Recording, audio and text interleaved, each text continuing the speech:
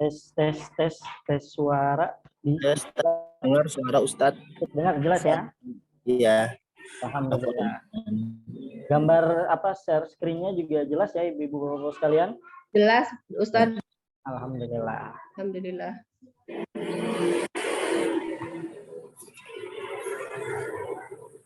Kita mulai saja mungkin ya Ibu-ibu dan Bapak sekalian, sambil mungkin nanti yang lain. Oke. Bismillahirrahmanirrahim. Assalamualaikum warahmatullahi wabarakatuh. Waalaikumsalam warahmatullahi wabarakatuh. Rabbi shrah li sadri wa yassir li amri wahlul 'uqdatam min lisani yafqahu qawli. Subhanaka la ilma lana illa ma 'allamtana innaka antal alimul hakim. Allahumma shalli ala sayyidina Muhammad wa ala ali sayyidina Muhammad wa man tabi'ahum bi ihsanin ila yaumiddin, amma ba'd. Kalian yang sama-sama dirahmati Allah Subhanahu wa taala, Bapak-bapak yang diberkahi Allah Subhanahu wa taala, alhamdulillah pada kesempatan kali ini Allah masih memberikan kita nikmat iman, Islam serta nikmat sehat walafiat untuk melanjutkan kajian kiswah. Temanya ini fikih muamalah. Nah, seperti biasa ini mohon izin saya Rizaluddin. Nah, ini mungkin sudah ada yang pernah ketemu ya Bu ya? Sudah. Kemarin ada Bu Erni ya. Nah, ini. Ya. Ini mohon izin nih, ini saya ini khusus bagian stuntman. Ya, Ibu Bapak sekalian, saya stuntman. Stuntmanku pemain pengganti. Pengganti. Apa Ustaz? Salam kenal Ustaz. Ya, nanti. Belum kenal, saya belum kenal. Oh iya ada. Ini ada beberapa yang mungkin belum ya, pekan kemarin mungkin sudah hadir. Jadi pekan kemarin saya menggantikan Ustadz Arif ya, karena beliau sedang ikut haul berhalangan. Temanya tentang hadis arba'in, hadis kedua. Insya Allah pekan ini, nah ini hari ini saya izin, mohon maaf Bapak Ibu sekalian, mungkin yang sudah menanti-nanti kangen dengan Ustadz Isa. Tapi ya Ustadz Isanya nggak ada, diganti dengan saya, mohon izin. Ustadz Arif. Ustadz Arif, assalamualaikum. Saya sesuai dengan di layar nih, nama saya Rizal, ya saya Rizaluddin. Saya asli Tegal, tinggal di Citerep. Kemudian apa ya termasuk di anggota Bakata. Kemudian ini baru gabung di divisi Kiswa. Ya nggak tahu sengaja digabungin buat itu, sengaja buat jadi stuntman. Karena saya di antara ustadz-ustadz yang lain mungkin paling junior dan paling nggak ada kerjaan. Jadi aude bisa jadi stuntman gitu ya. Itu mungkin pembahasan singkat atau pengenalan singkat tentang saya, Ibu dan Bapak sekalian. Nah, sebagaimana kajian kiswa itu kan tema-tema ya. Pekan pertama ini ada Ustadz Malik ngebahas fikih ibadah ya Bu ya. Iya. Ibu sekalian, kemudian ada Ustadz Supriyo, ini pembahasannya lumayan serem, tazkiyatun nafas tentang pensucian diri. Nah, ini ahli tasawuf nih beliau nih mungkin ya. Ini adminnya sekarang nih mungkin dengar beliau. Kemudian Ustadz Arif ngebahas tentang hadis arba'in. Lalu ada Al-Mukarram Ustadz Isa yang saat ini sedang umroh. Mohon doanya ibu-ibu sekalian. Semoga umrohnya makbulah, mabrurah, dan kembali dengan selamat nanti ke tanah air. Amin. Nah, ini tentang fikih muamalah. Pekan sebelumnya saya dapat info ngebahas tentang hukum arisan, sedekah dan sebagainya ya Bu ya. Iya. Pekan sebelumnya. Nah, sekarang ini semoga berkenan dan semoga nggak berantakan saya jelasinnya. Jadi mohon izin. Jadi kalau mungkin wah ini gini ya, mohon izin ya karena stuntman Bu, biasa stuntman ya seperti ini. Nah, Ibu dan Bapak sekalian yang sama-sama dirahmati Allah Subhanahu wa taala, kajian kita pagi ini akan ngebahas tentang ekonomi syariah atau mungkin nanti ya bahasa lainnya fikih muamalah lah ya. Kita akan ngebahas tentang fikih muamalah. Nah, ini saya sambil coret-coret di layar. Ya, Bu ya. Kelihatan ya, Bu ya? Ya. Kelihatan? Saya sambil coret-coret di layar, jadi tentang fikih muamalah.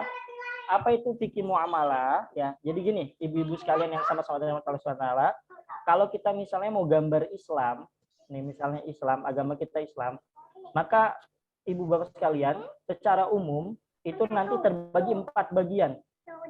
Atau terbagi 3 lah simpelnya. Nanti ada yang namanya divisi akidah, bagian akidah tentang tauhid. Ya simpelnya syahadat lah. ya, atau digambarin dengan rukun Islam, rukun iman, ya, tentang tauhid. Kemudian nanti ada bagian sepertiganya lagi tentang akhlak. Nah, ini jangan sampai lupa. Ini akhlak penting juga. Ya, bahkan Nabi diutus di muka bumi ini buat ngapain? Menyempurnakan akhlak. Gitu ya. Jadi innama bu'istu liutammima makarimal akhlak. Kata Nabi gitu. Saya tuh diutus untuk menyempurnakan akhlak. Kemudian yang terakhir, nah ini fikih atau mungkin syariah. Jadi kalau akidah itu konsepnya pada keyakinan, meyakini Allah dan sebagainya, akhlak itu tentang bagaimana hubungan kita sama Allah, dengan hubungan kita sama manusia, bagaimana interaksi, kemudian syariat tentang kita cara nyembah Allah gimana sih, cara kita beragama itu seperti apa. Ya, syariah nanti ya mungkin bahasa simpelnya fikih, itu nanti secara umum terbagi 4 ibu-ibu sekalian, yang diajarin sama Ustadz Malik, ibadah itu berarti hanya 1/4-nya ibu-ibu sekalian. Ya, dimulai dari apa tuh fikih ibadah? Dimulai dari apa Bu fikih ibadah? Dari mulai bab wudu, air dan sebagainya, gitu ya. Nah, kemudian itu yang dijelasin sama siapa? Sama Ustadz Malik. Nanti kemudian ada bagian muamalah nih. Ada jual beli, ada dan sebagainya itu namanya muamalah, gitu ya. Lalu kemudian nanti ada namanya bab munakahat. Nah, munakahat ini bab tentang pernikahan, ya. Jadi situ nanti ada perceraian dan segala macamnya. Yang terakhir ada bab qadha, ya. Qadha atau hukum tentang, mungkin kalau bahasa Indonesia hukum jinayat, ibu bapak sekalian, hukum pidana, hukum perdata, gitu. Nah, mohon izin sebentar Ibu. Kode banknya 451. Atas nama Daud Abdu Robbil Haq. Di mute itu siapa?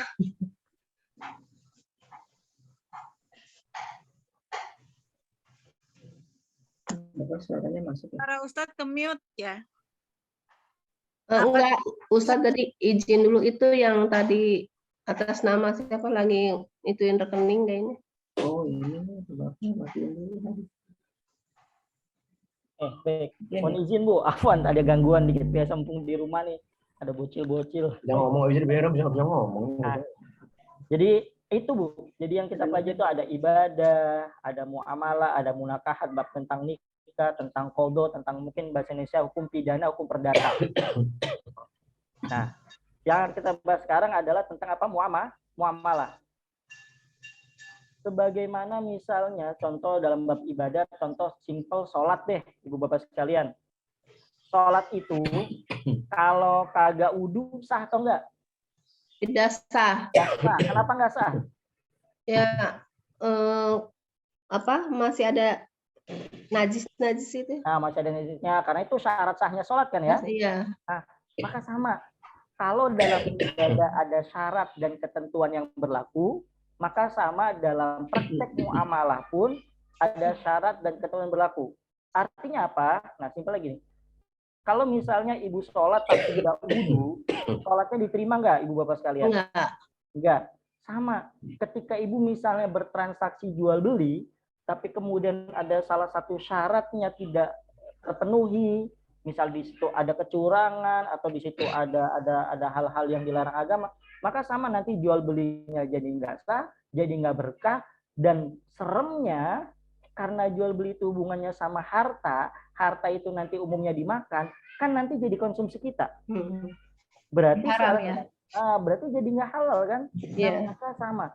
Ketika ibu merasa atau bapak-bapak sekalian merasa bahwa saya penting belajar fikih ibadah supaya ibadah kita diterima, sholat kita diterima, pun sama dalam hal muamalah, supaya transaksi yang terjadi antara kita dengan yang lainnya itu sesuai dengan syariah. Artinya nanti harta yang kita makan itu jadi halal. Harta yang kita minum atau susu yang kita minum, yang kita beli itu jadi halal. Bahkan gini, ada riwayat ibu-ibu kenal Umar bin Khattab? Nah, ibu kalian Kenal namanya nggak kenal. kenal ya? Kenal. Ya, pokoknya tahulah namanya. Itu khalifah keberapa, ibu bapak sekalian? Umar bin Khattab. Umar bin Khattab khalifah keberapa? Umar mah Sama. itu kan kedua ya. Betul. Abu Bakar dulu kan. Pertama Abu Bakar, kedua siapa? Umar. Umar bin Khattab, berarti khalifah kedua ya, ibu Iya. sekalian. Jadi Umar bin Khattab mungkin kalau bahasa sekarang apa? Inspeksi pasar. Hah? Turun ke Panglima. pasar. Jadi ngecek harga-harga di pasar. Oh, Menteri Perekonomian. Iya, tapi beliau kan khalifah. Jadi ini presiden turun langsung ke pasar. Oh. Beliau turun langsung ke pasar, ya kan? Apa yang dicek bukan ngecek harga. Nah, jadi bukan kayak sekarang Menteri Perdagangan ngecek, harga minyak berapa tuh gitu, kagak, bukan.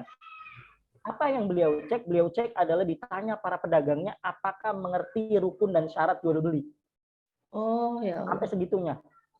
Gitu. Maka ketemu tuh ternyata ada salah satu pedagang yang kagak ngerti. Apa kata Sayyidina Umar? Kagak boleh, kalau bahasa Betawinya. Kagak boleh orang yang kagak ngerti transaksi jual beli dagang di pasar ini. Kenapa? Karena khawatir ternyata akhirnya ternyata ada unsur ribanya. Ya Bu ya? Ada unsur ribanya, ada unsur kecurangannya, karena faktor banget. Kita belajar tentang apa Bu?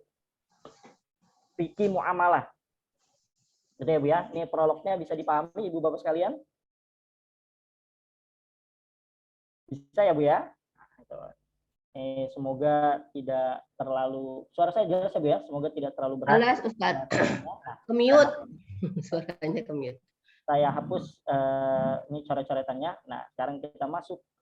Apa itu ekonomi syariah atau fikih muamalah dan sebagainya? Ya, Ibu Bapak sekalian, kita bakal cek. Nih.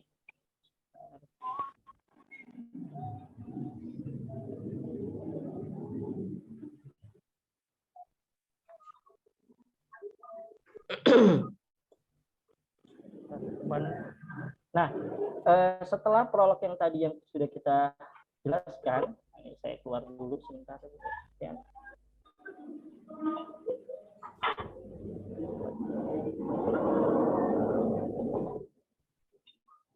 Kelihatan layar saya, Bu? Kelihatan, Ustaz, kelihatan. Jelas. Jelas ya. Nah, ini akan kita jelaskan. Yang membedakan nanti antara ekonomi syariah dengan yang lain adalah apa? Akad. Akadnya. Ini gambarnya kalau kurang sopan mungkin mohon maaf Ibu Bapak sekalian. Kita ambil gambar apa? Cari contoh yang paling mudah terkait tentang pernikahan sama mungkin kumpul kebo. Kadang kita manusia nih salah nih sama punya banyak salah sama binatang ya Bu ya. Ya Pak ya. Kita Kerbau dibikin korban. Betul. Kita yang melakukan kesalahan tapi pakai istilahnya binatang.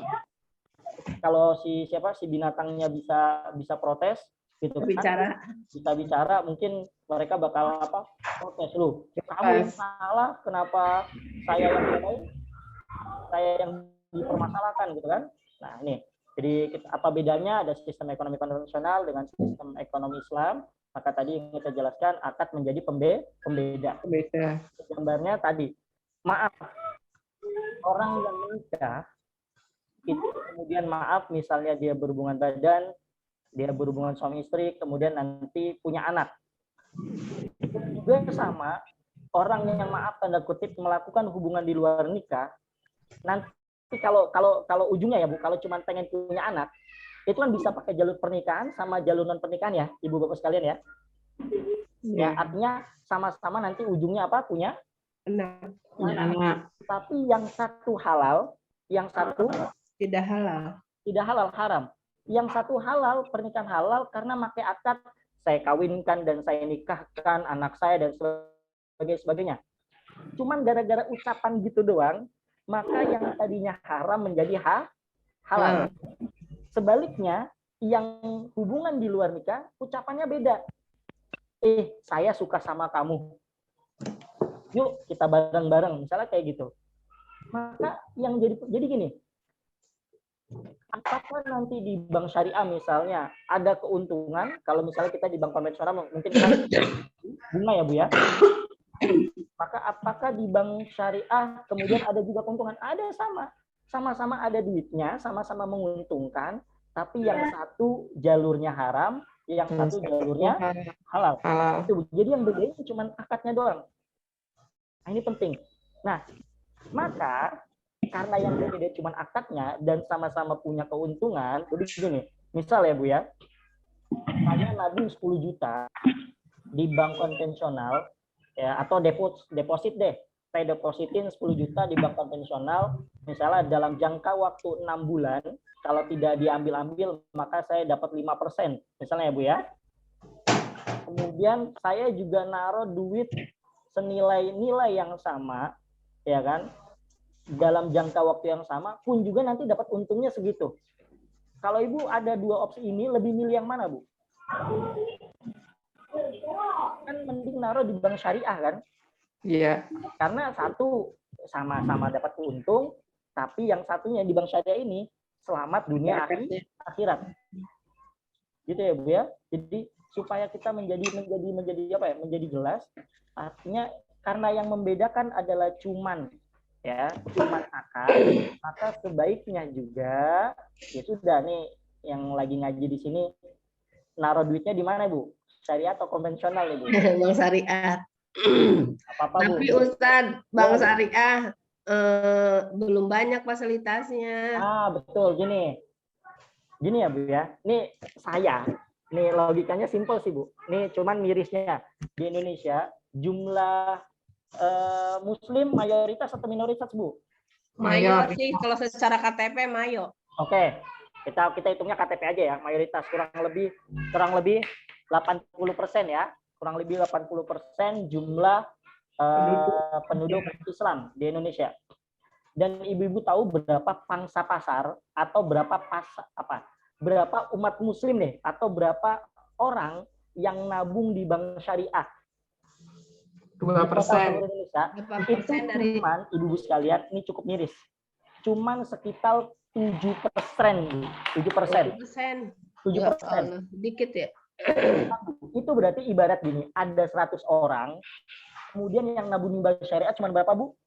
7 orang. 7. Dan 7 orang itu dibagi-bagi di bank syariah. Ada yang di BSI, ada yang di Muamalah, ada yang di ini, ada yang di ini.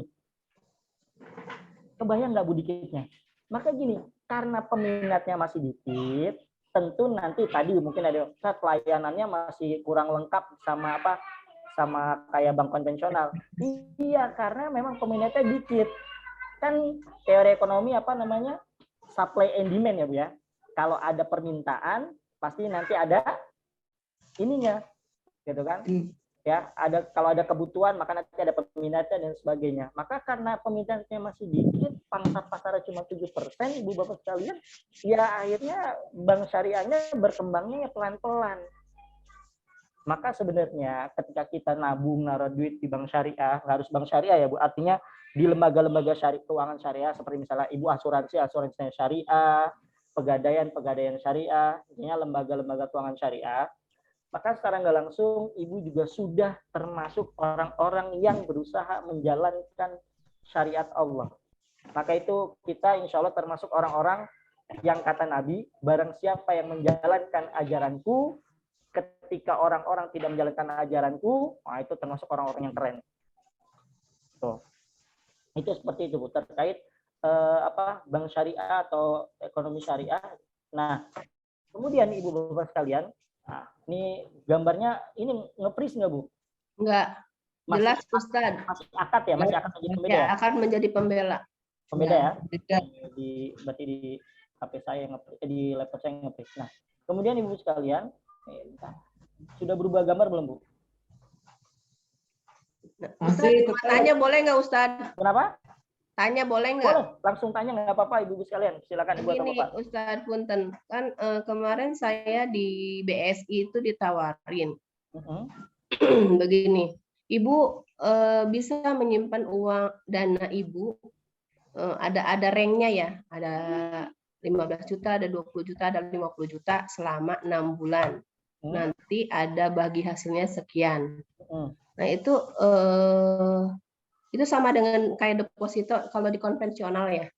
Ya, kurang lebih seperti itu. Maka Uh-uh. nanti ada akad-akad sendiri. Jadi ya dalam Islam atau dalam bank syariah atau lembaga keuangan syariah itu nanti apa ya namanya bagi hasil ya, akad bagi Ya, hasil. bagi hasil. Gitu ya, Bu, Tapi ya. saya masih ragu, jadi saya masih ragu, jadi saya tidak apa namanya? Tidak mengiyakan. Ya, tidak mengiyakan gitu.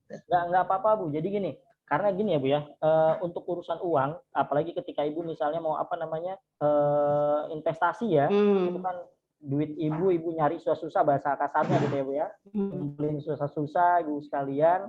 Nah, maka ketika mau nabung pun ya minimal kita tahu ilmunya. Ya.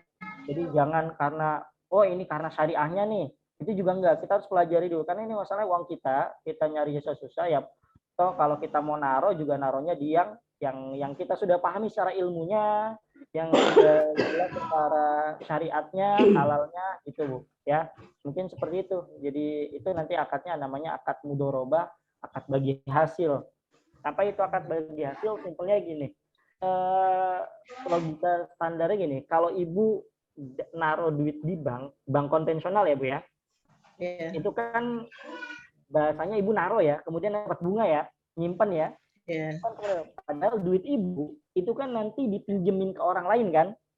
Yeah. Ini saya contoh nih, saya naruh duit di bank. Ini saya naruh nih 10 juta. Bank ini kerjaannya cuma nyalurin duit doang, Bu. Betul. Sama mereka Kemudian misalnya investasikan. Bu Erni datang nih. Bu Erni datang misalnya mau apa misalnya mau bikin toko, mau buka warung gitu kan. Dipinjemin. Nah, bahasanya dipinjemin. Lihat, bahasanya dipinjemin. Ini yang bedanya, Bu. Nih, makanya yang beda akadnya. Sama bank konvensional, mau butuh berapa, Bu? Oh, saya butuh 10 juta. Deh, saya pinjemin 10 juta, tapi nanti misalnya mau dilunasin dalam jangka waktu 20 bulan, gitu ya, Bu ya. Tapi nanti per bulan Ibu bayar segini ya. Bayarnya tetap flat, Bu, misalnya. Gitu ya. Bayarnya tetap flat, misalnya flat tetap misalnya.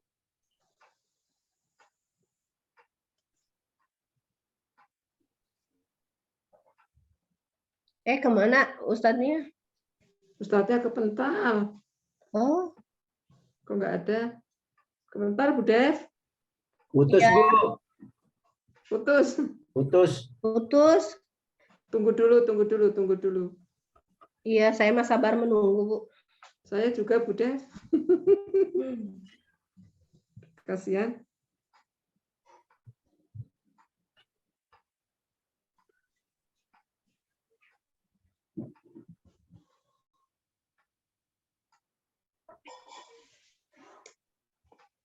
Belum.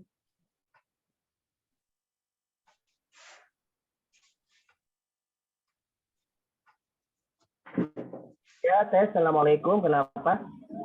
Ustaz Rizal tidak ada ya? Bilang, Bu, coba Ustaz, suaranya Pak Ustaz. Mental, Ustadz tadi mental nggak ada. Lemari Abi tutup baju. Lemari baju Abi yang dekat lemari baju Bunda. Ustaz Rizal hilang. Bentar ya. Coba cek di grup dulu. Tadi di situnya ini Masjid Al-Ikhlas ya? Al-Ikhlas itu saya. Oh. Saya adminnya. Oh, admin aja. Nggak ada tapi Ustadz Rizalnya di sini. Ada, Ustadz. Oh, mungkin sinyalnya lagi nggak ada kali ya? Iya, sinyalnya bagus mungkin ya. Iya, bentar ya. Iya, Ustadz. Tunggu 5 menit ya. Oh, oke. Ya, mangga Ya. Ustadz, sabar saya mah. Saya juga sabar.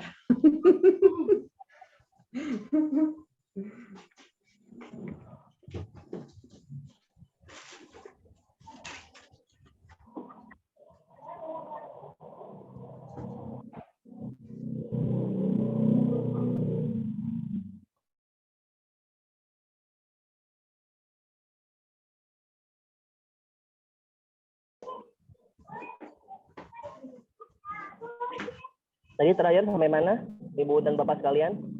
Tadi sampai ini menceritakan apa peminjaman di bank konvensional. Misalnya pinjam 10 juta, flat, bayar per bulan berapa gitu, Ustaz. Itu juga saya bahas ya di kajian saya pekan lalu ya. Apa tidak ada lupa? Oh bukan, itu mah pengajian berkata. Jadi ya akad ya, akad dalam syariah itu ketat.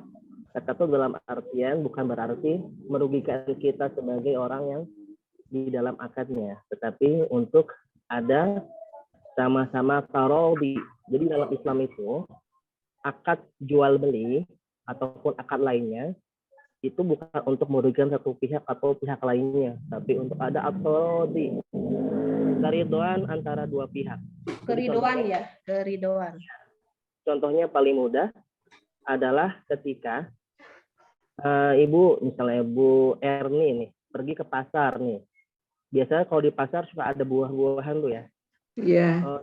Bu Erni nih beli buah rambutan, buah pisang, buah jeruk, buah mangga gitu. Nah, terjadilah ucapan antara penjual dan pembeli, antara Bu Erni dan penjual. Ya, Pak, ini berapa mangganya sekilo? Pak, ini rambutannya berapa sekilo? Akhirnya sepakatlah totalnya harga Rp128.000 setelah semuanya dibeli. Namun Bu Erni secara sepihak misalnya, itu Pak ini 100.000 aja semuanya gitu. Kasih uang 100.000 langsung pergi bawa barangnya. Kan ada yang gitu dan mungkin sering ya, ibu-ibu yang paling banyak yang kayak gitu ya. Iya, betul. Dalam akad fikih itu akadnya menjadi akad batil, ya. Oh, batil ya, Ustaz. Rusak. Merugikan si penjual ya. Kenapa? Pertama tidak ada at-tarodhi, tidak ada keriduan, terutama meskipun pembelinya ridho dengan 100.000, tapi penjualnya belum tentu ridho dengan pembelinya karena sepakatnya di harga 128.000 dan itu sudah diskon, gitu ya biasanya. Atau mungkin ada yang kedua. Ya, yang kedua, oke sepakat harga 128.000, penjual ridho, pembeli ridho, tapi pembeli ini biasanya suka ngambil serauk setangan nih. Icip ada ya, tapi penjual biasanya ya udahlah namanya juga buah gitu ya. Iya. Serauk lagi nih 1 genggam nih, taruh di plastik gitu sama pembeli. Gua lihat dia nggak bisa ngomong karena sudah ada akadnya, nggak bisa menolak karena ya gimana, ibu-ibu kan juga kadang-kadang susah diberitahu ya, tidak semuanya bisa. Itu juga akadnya menjadi akad batil. Nah, baiknya jika terjadi akad yang mudah seperti jual beli di pasar, itu kita tanya di awal atau mungkin sudah menghitung totalnya berapa gitu. Kalau sudah totalnya berapa, resiko ditanggung pembeli. Kenapa? Harganya kita nggak tahu di awal.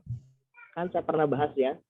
Kalau dalam mazhab Syafi'i, itu akadnya jelas, detail, bahkan keras. Keras itu dalam arti disiplin. Jika mau membeli barang, tanya dulu di awal per item. Gitu. Ribet kan? Tapi memang itu seperti itu mazhab Syafi'i.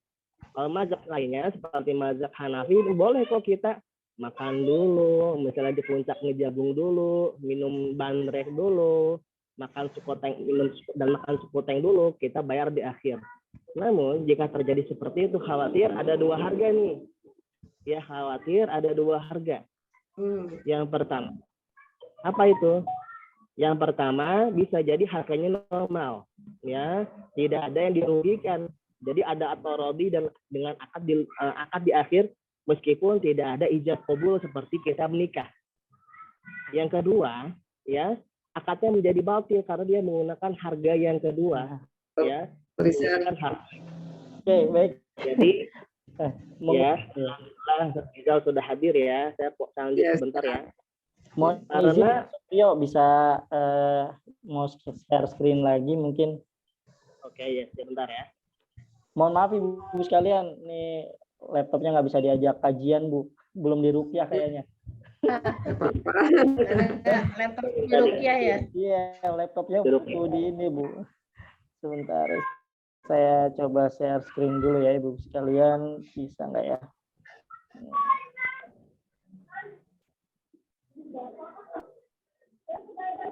Semoga bisa.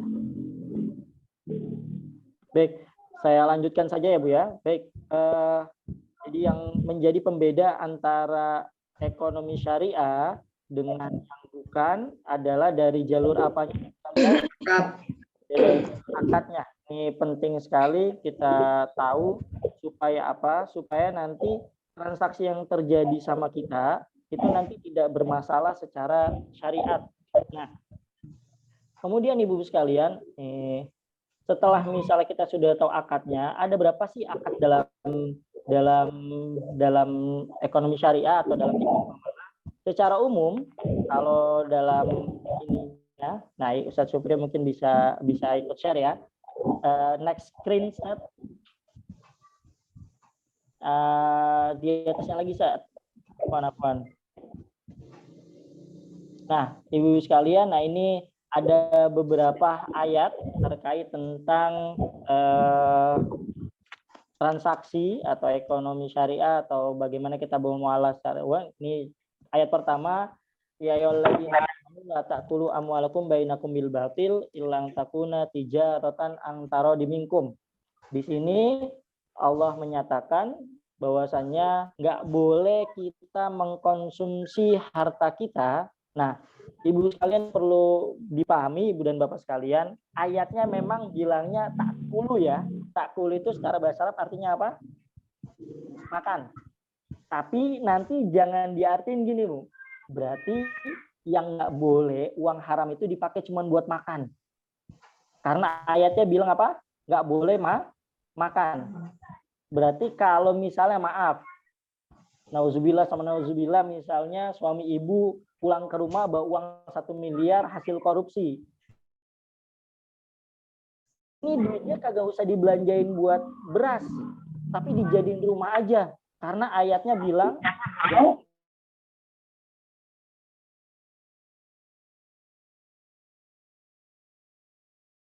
ini salah ya Bu ya, Ibu sekalian. Jadi maksud ayatnya jangan makan itu umumnya karena kita capek-capek nyari duit itu buat apa Bu? Ibu apa sekalian? Buat makan kan ya? Umumnya kita capek-capek nyari duit itu adalah buat ngapain? Buat makan. Maka ayatnya berbicara dengan umumnya harta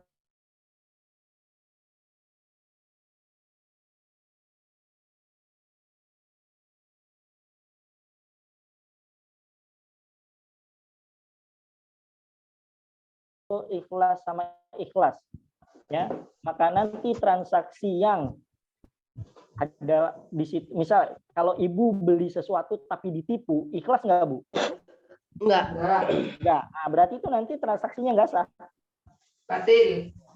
Gitu ya. Kalau ibu misalnya beli sesuatu kemudian ada unsur judinya, untung-untungan. Kayak misalnya kan kemarin dari Pak Jawa Timur ya, kalau nggak salah ya, yang mengharamkan permainan capit boneka tuh Bu.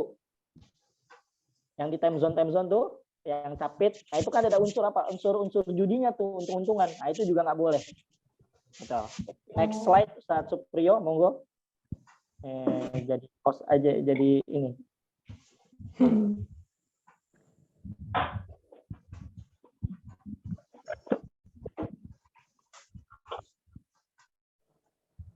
Nah, ya, ini. Baik, kita lanjut saja ya Bu ya. Nah, akad yang ada dalam keuangan syariah atau nanti yang, nah nih ibu-ibu sekalian, ini ada prinsip-prinsip ekonomi syariah. Ini saya pakai bahasa Arab. Pertama ada jalbul masoli wa darul mafasid. Yang pertama adalah yang paling atas nih, Bu, yang itu nyari maslahat wa darul mafasid, menghindari kerusakan. Itu yang kedua adalah di sini ada penjelasannya ada mul ikroh at-tarodi. Tadi saya bilang harus unsurnya ridho sama ridho, ikhlas sama ridho, ya tidak boleh ada unsur paksaan. Maka apa hal-hal yang bisa bikin kita nggak ridho, nggak ikhlas di sini, maka ada adamul goror, ya. Nggak boleh ada ketidakjelasan. Contoh, nah kita yang sering online shop ya Bu ya, kita sering kan sekarang belanjanya sudah berubah ya, belanjanya online ya Bu ya. Ya. Nanti di Shopee, di Tokopedia ada deskripsinya gitu ya Bu ya. Nah maka itu deskripsinya harus sesuai dengan barang realnya ketika sampai. Harus jelas. Ketika misalnya ibu jual baju, misalnya ya warnanya merah dan sebagainya, itu deskripsi harus jelas. Nggak boleh ada unsur goror, ketidakjelasan, nanti penipuan unsurnya. Yang selanjutnya ada riba, nggak boleh ada riba. Yang selanjutnya al-adlu wa tawazun, harus seimbang ya, karena ekonomi syariah ya, nanti berdiri di atas keadilan dan sebagainya. Kemudian istirbah, tetap namanya ekonomi itu nyari untung. Makanya nih yang sering salah paham, ada orang datang ke bank syariah, kemudian misalnya mau melakukan transaksi ataupun itu, mikirnya bank syariah itu lembaga sosial. Enggak, ibu-ibu bapak sekalian, bank syariah itu tetap lembaga yang mencari profit, keuntungan. Cuman keuntungannya dengan cara yang sesuai dengan syariah. Nah ini jangan sampai salah paham bahwasanya bank syariah tuh nggak boleh nyari untung. Enggak, ini salah ya Bu ya. Ustaz, tanya boleh nggak? Monggo silakan langsung tanya aja Bu. Iya punten ya, takut lupa lagi nih. Tadi sehubungan dengan ini apa seperti Shopee, Grab, Gojek gitu, itu hukumnya itu halal atau haram Ustaz? Ini kudu Yang menyatakan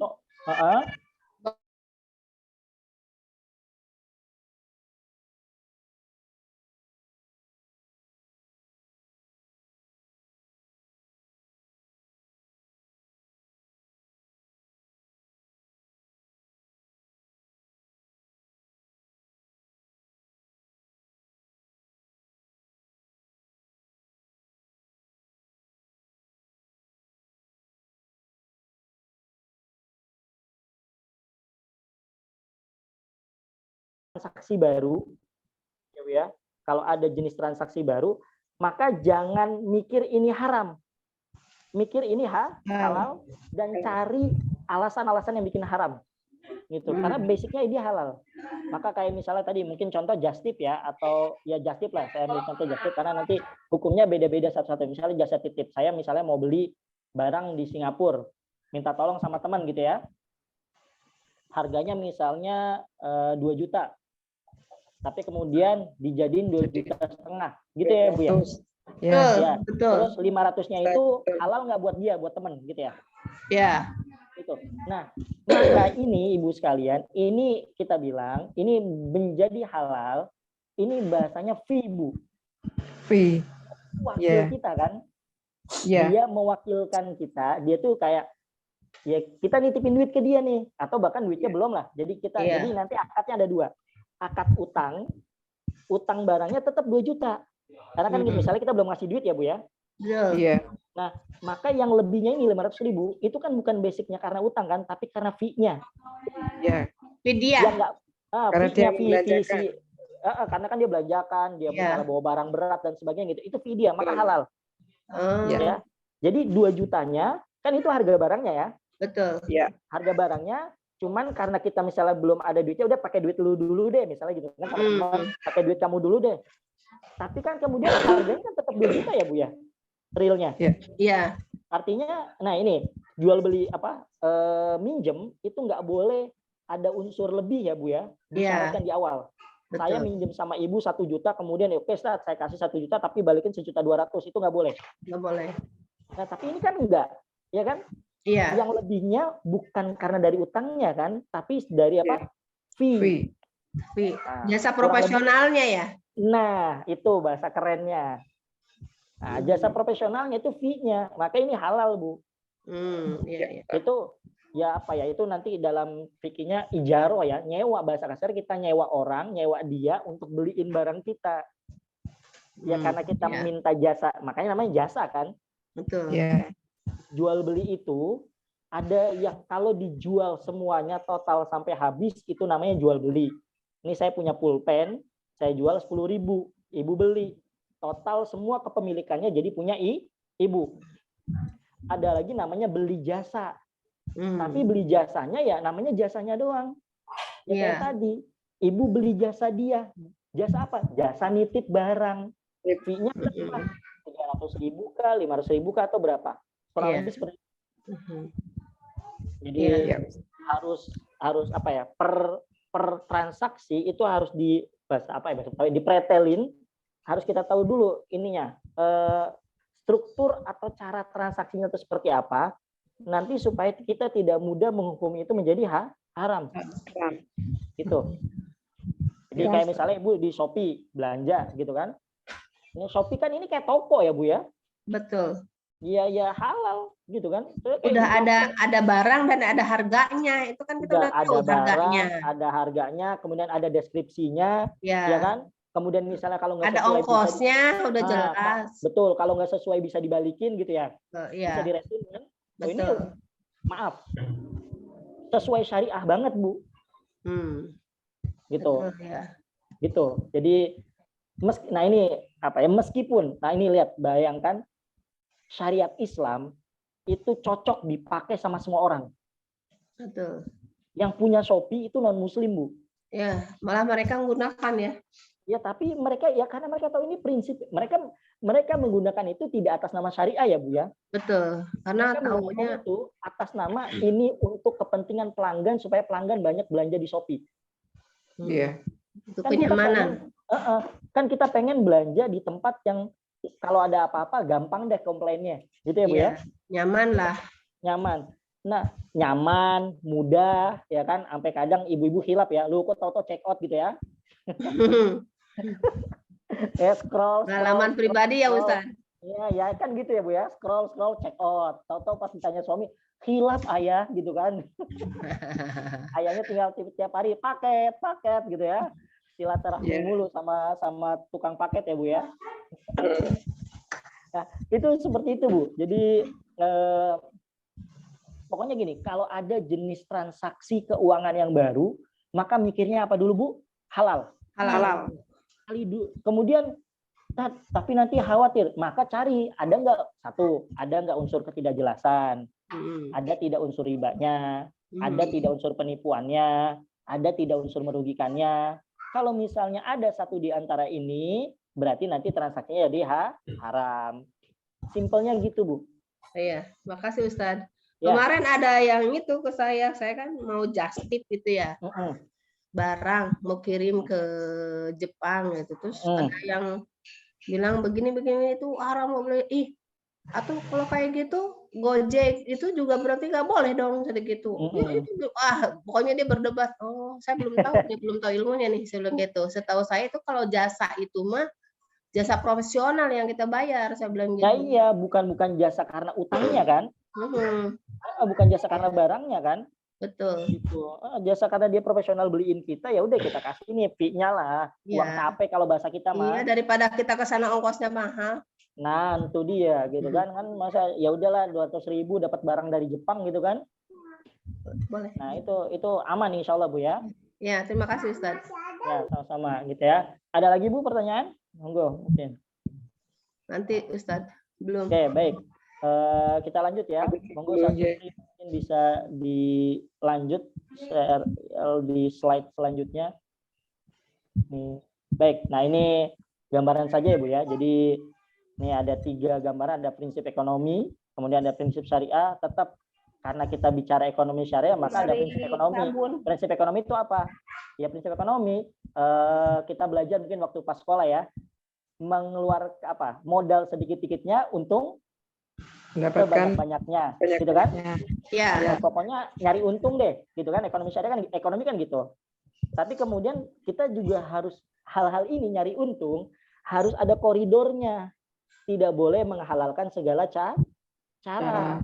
Harus ada prinsip-prinsipnya, tidak boleh merugikan orang, tidak boleh misalnya ada unsur kezoliman, tidak boleh menghalalkan semua cara dan sebagainya.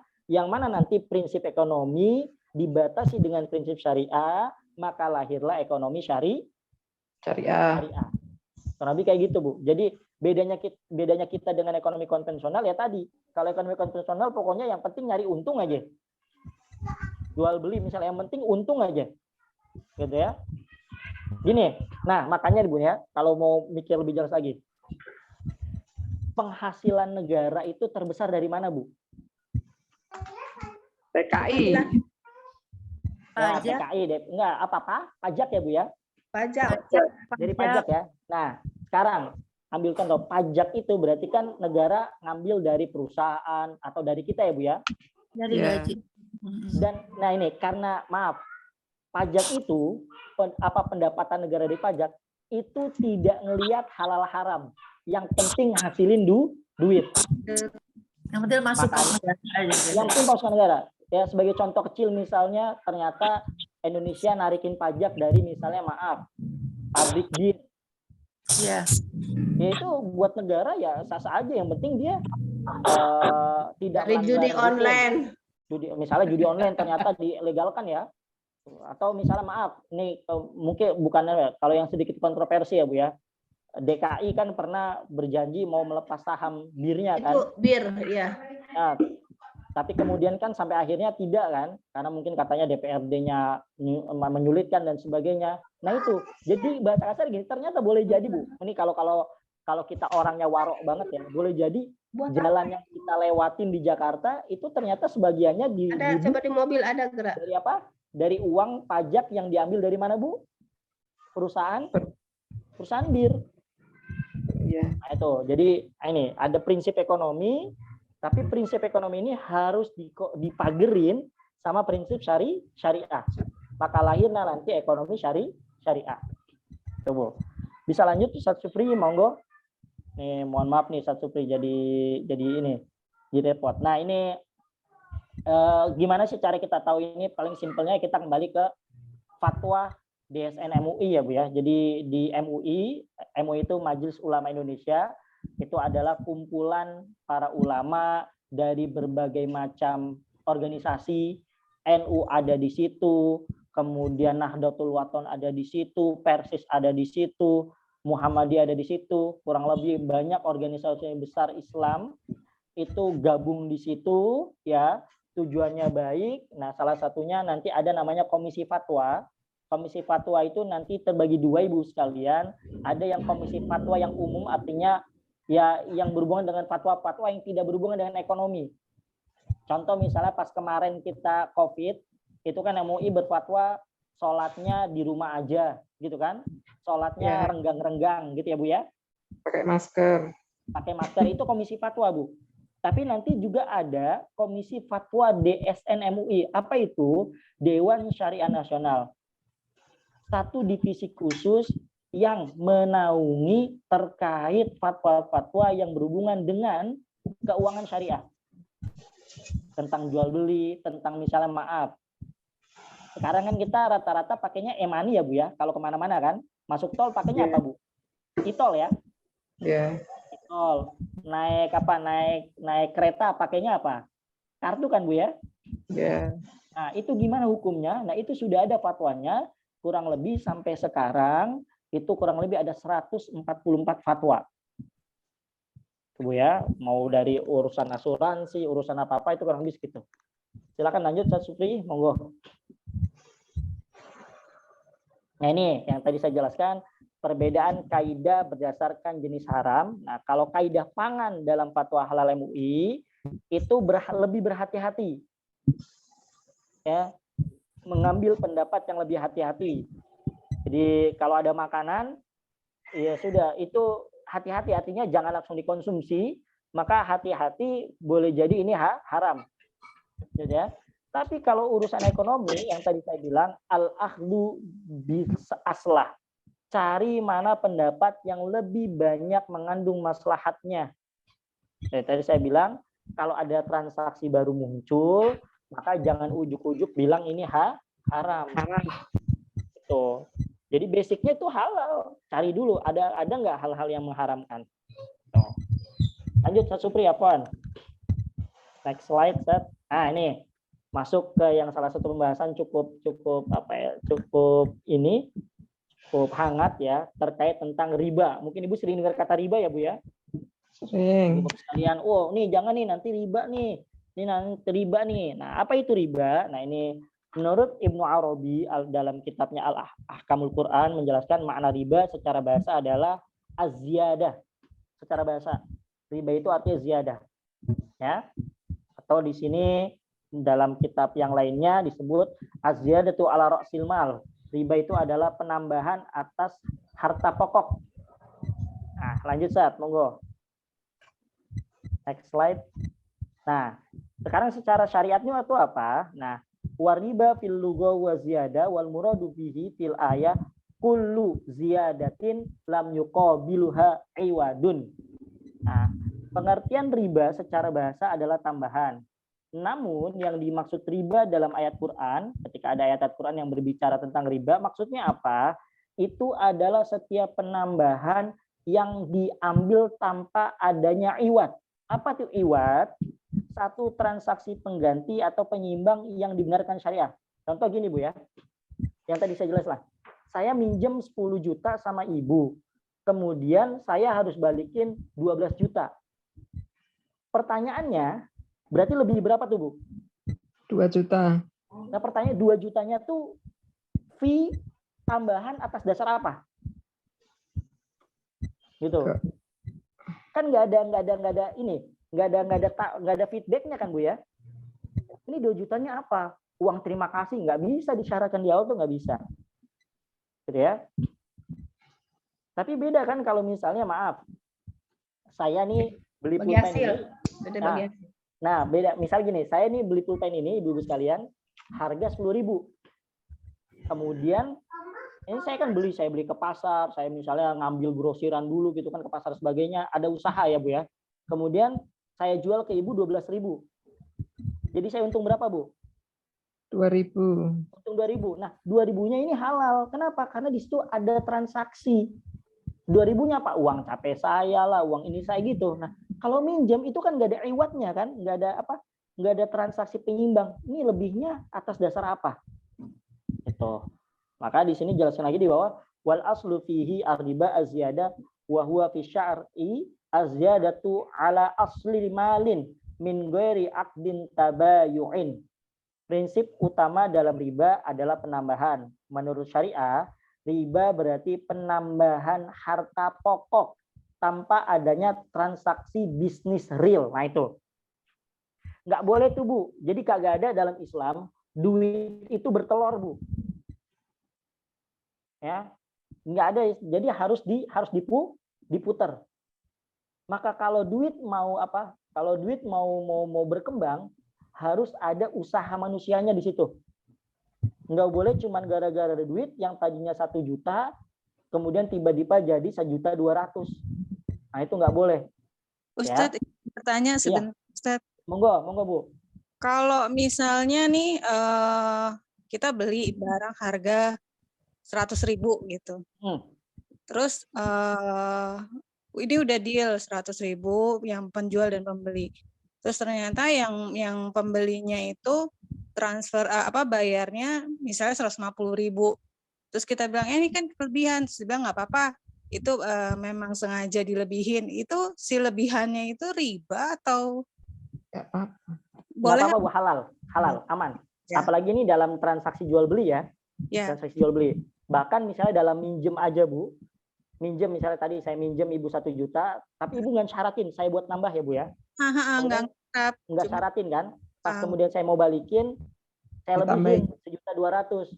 Kemudian loh Ustadz kok ini lebih? Nggak apa-apa Bu, ini kan ya hitung-hitung ibu dulu nolong saya, ini sebagai bentuk apresiasi saya, terima kasih lah. Sebagai bentuk terima kasih saya, itu halal Bu. Tidak disyaratin. Ya, apalagi ini dalam transaksi jual beli, insya Allah aman Bu, halal. Halal Bu Anti. Dengan catatan. Nah ini dengan catatan, nanti ada catatan lain. Tidak boleh ada unsur kepentingan.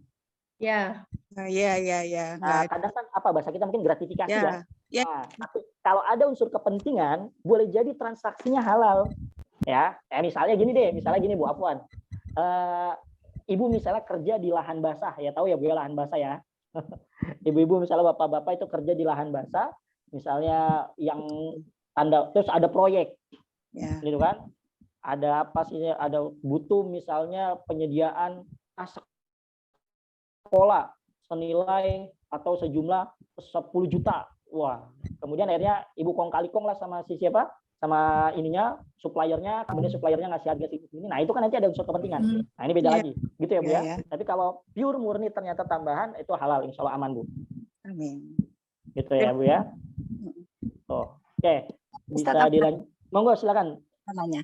Itu tadi kalau jual beli.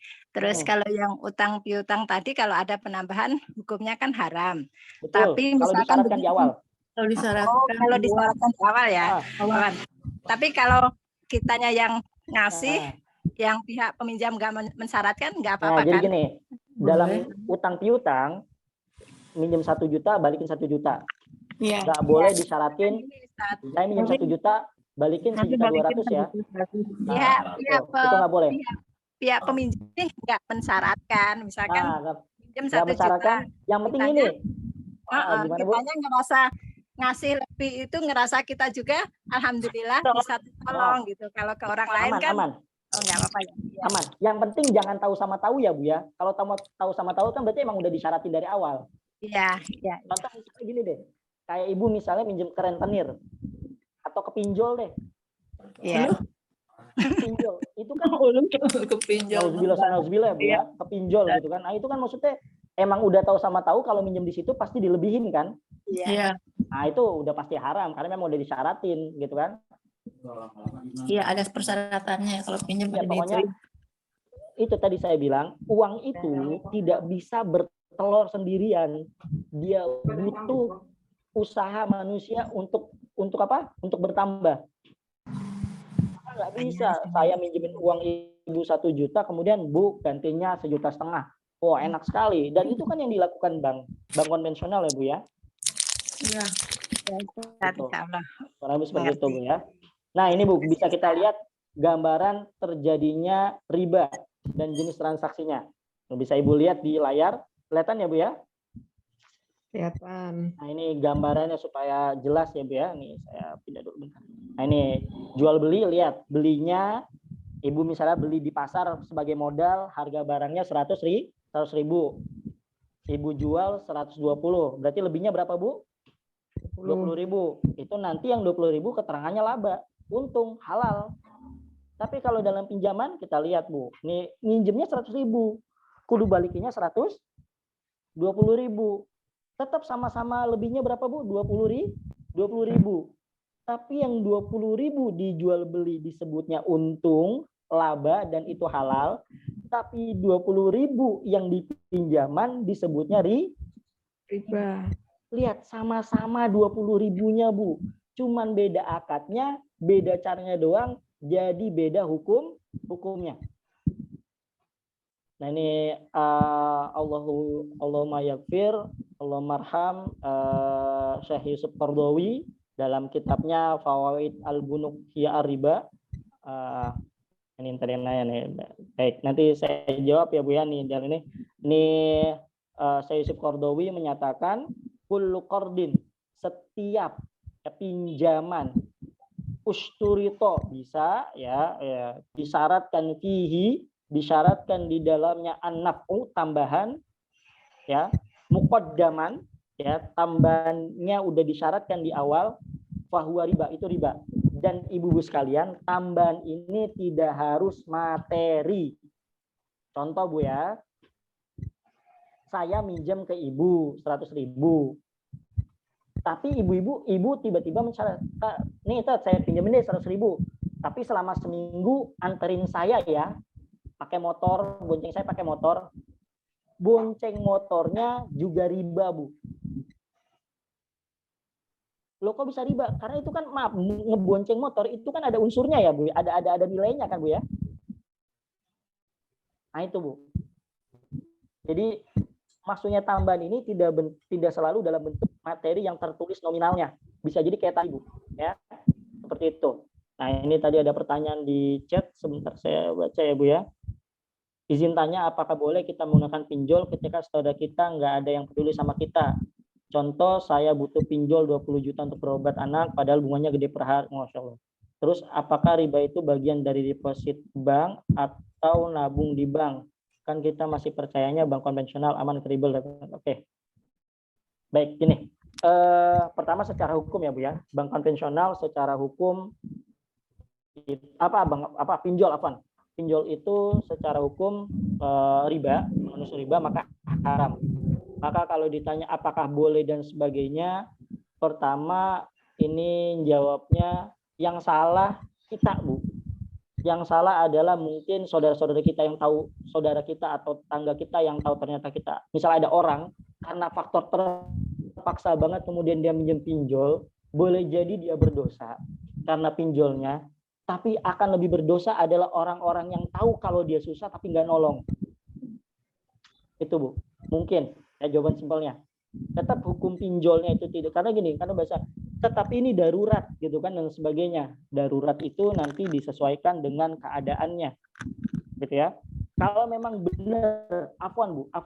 Kalau emang misalnya benar-benar ibu sudah cari benar-benar pinjaman ke saudara dan sebagainya gitu kan, udah benar-benar kemudian nggak ada solusi lain kecuali pinjol, mungkin bisa dikategorikan itu darurat. Tapi kalau misalnya ternyata dan misalnya ibu udah minjem tapi nggak ada yang minjemin dan sebagainya, nah itu boleh jadi ibu ketika minjem ke pinjol juga afwan itu juga kena hukumnya.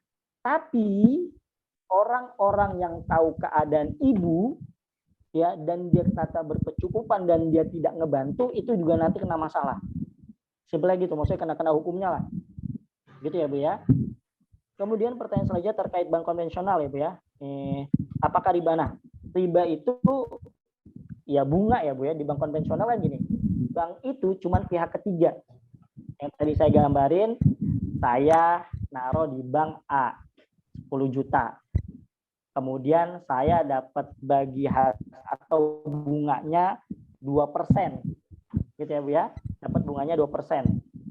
Nah, kemudian datang nih salah satu ibu di sini, siapa nih, mungkin ada Ibu Devi atau Ibu Erni gitu ya, atau yang lainnya datang ke bank mau minjem 10 juta sama bank, silakan pinjam tapi bunganya 5%. Padahal itu di 10 juta saya loh, misalnya hitungannya si bank cuma ada di 10 juta gitu kan. Nah kemudian berarti yang 2% ini bank tuh nggak modal apa-apa kan, 2% ini diambil dari nasabah yang minjem ya. Kemudian si banknya dapat berapa persen? 3%. Gitu. Ya. Pertanyaannya tadi misalnya tadi ya, karena bank syariah itu baru kemarin sore, belum kredibel dan sebagainya, sebagaimana saya jelaskan Ibu sekalian, bank syariah memang secara kelembagaan lahir lebih telat ketimbang bank konvensional. Ibaratnya bank konvensional itu udah bisa lari kenceng, kita baru berangkang, kita baru merangkak. Tapi kemudian ketidaksempurnaan ini tidak sampai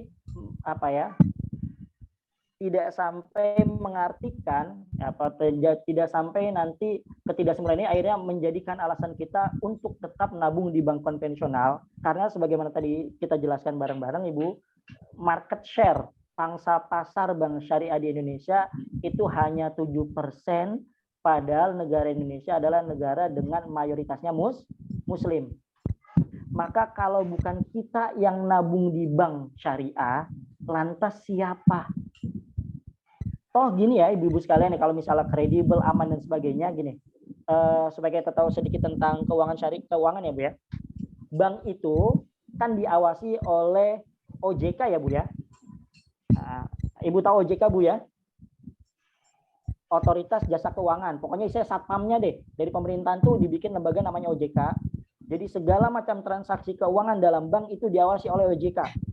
Jangan sampai ada yang melenceng atau menyelisih aturan perundang-undangan gitu. Nah, bank syariah lebih keren, saya bilang lebih keren. Kalau tadi bank konvensional itu diawasinya oleh satu lembaga doang, OJK. Nah, bank syariah itu diawasinya sama dua lembaga. Pertama, dari segi dari segi ekonominya, keuangannya diawasi oleh OJK juga. Kemudian dari sisi syariahnya diawasi oleh MUI, DSN MUI, Dewan Syariah Nasional. apakah bank atau lembaga keuangan tersebut sudah menjalankan sesuai dengan fatwa-fatwa yang dikeluarkan oleh DSN MUI. Makanya setiap lembaga keuangan syariah, ibu sekalian, itu nanti ada namanya Dewan Pengawas Syariah, DPS, yang tugasnya mengawasi setiap transaksi yang ada di keuangan syariah, apakah sesuai dengan syariah. Gitu, Bu. Jadi kalau bilang kredibel dan sebagainya, ya saya bilang, kalau bukan kita yang naruh duit di bank syariah, siapa lagi, Bu? Gitu ya. Nih. Kemudian, apakah asuransi kesehatan bagian dari riba pas kita bayar? Nah, oke. Nih, asuransi ya, Bu ya. Umum deh, global, nggak asuransi syariah atau asuransi semuanya. Nanti jangan nyerempet ke BPJS ya, Bu ya, nanti panjang. Jadi gini, asuransi juga ada asuransi syariah, ada yang riba. Ini yang riba ada lagi nih. Tadi yang seperti Ibu tanya betul, kalau yang model gini kena nanti, kena ribanya. Pas kita bayar per bulan 500.000 selama 10 tahun, sudah waktu tempo air, uangnya cuma 10 juta, harusnya 60 juta. Nah itu, asuransi itu kan gini ya, Bu ya. Kalau Ibu ikut asuransi, tiap bulan bayar apa, Bu, namanya? Bayar apa, Bu, namanya? Premi ya, Bu ya. Itu kan bayar premi ya, Bu ya. Bayar apa sih? Iuran bulanannya. Nah, kalau di asuransi konvensional itu akadnya Ibu membeli resiko. Nih, akadnya aja udah bermasalah. Ibu-ibu sekalian, kalau beli risiko, ya, risikonya ada nggak, Bu? Pas Ibu di bank, nabung di asuransi konven, pas Ibu naruh duit atau iuran di asuransi konven, itu akadnya adalah Ibu beli risiko. Nah, pertanyaannya, Ibu-ibu sekalian, risikonya itu, nah ini, risikonya itu kan nggak jelas ya, Bu ya, makanya udah pasti masalah. Bagaimana mungkin kita bayar sesuatu untuk yang nggak jelas? Itu sudah kena tuh, Bu, konven. Nah, tapi ada juga asuransi syariah. Di mana akadnya? Tadi saya bilang bahwasanya ekonomi syariah sama konven bedanya adalah di akad. Ketika Ibu misalnya gabung di asuransi syariah, maka misalnya atas nama saya Rizaludin, maka nanti iuran per bulannya misalnya senilai 500.000. Maka nanti ibu-ibu sekalian, ibu-ibu itu dibikinin 2 rekening sama si pihak asuransinya. Rekening pertama akadnya adalah akad tabaru, ya, Bu ya. Apa itu akad tabaru? Dari 500.000 itu, maka misalnya taruhlah 100.000 itu memang sengaja Ibu sedekahkan di asuransi itu untuk saling menanggung risiko kalau ada nasabah lain yang kena masalah, kena musibah. Maka 100.000 itu nggak bisa Ibu ambil. Tapi Ibu juga punya rekening tabungannya yang 400.000 itu, Bu. Nah, itu nanti bisa diambil dan diambilnya pas sama gitu. Itu namanya asuransi syariah, kurang lebih seperti itu, Bu. Terkait asuransi. Nah, kemudian ini ada pertanyaan tentang pendapat Syekh Supardawi ya. Bentar saya baca dulu teksnya. Kalau nggak salah, Syekh Supardawi membolehkan pakai bunga dalam tabungan karena bukan akad riba. Tolong dikoreksi. Terus beliau kan Syekh Ikhwanul Muslimin. Apa kita boleh ambil fatwa dari beliau karena Ikhwan identik dengan Israelikan atau tidak? Masya Allah. Baik, ini. Nah gini, ya kalau apa ya? Ada memang pendapat yang misalnya bahkan di Mesir ya, itu nabung di bank konvensional itu boleh. Karena akadnya itu akad investasi, Bu. Itu yang bikin boleh. Jadi akadnya akad investasi, maka boleh. Gitu ya. Kemudian terkait beliau misalnya terafiliasi dengan Ikhwanul Muslimin dan sebagainya, ibu-ibu sekalian, dalam Islam itu ada kaidah atau kalau nggak salah kata Nabi, al-hikmatu dhalatul mu'min, fa aina wajada akhadaha. Hikmah itu atau bahasa ininya, kebenaran itu adalah sesuatu yang hilang dari seorang muslim. Maka dimanapun engkau mendapatinya, ambil. Kalau itu kebaikan. Ya. Sama seperti maaf sekali. Kita makan telur itu kan keluar dari tempat yang buruk dari ayam. Tapi karena keluarnya telur, kita makan kan, Bu ya? Kan kayak gitu. Nah, itu jadi kurang lebih seperti itu. Jadi yang saya fanatik itu kepada kebenaran, bukan kepada kelompok. Maka kalau kita fanatik pada kebenaran, maka ambillah kebenaran itu dari manapun. Bahkan sekalipun kebenaran itu berasal dari orang non-muslim, Bu. Kalau kebenaran itu datang dari orang non-muslim aja kita boleh ambil, apalagi nih yang dari sesama muslim sekalipun.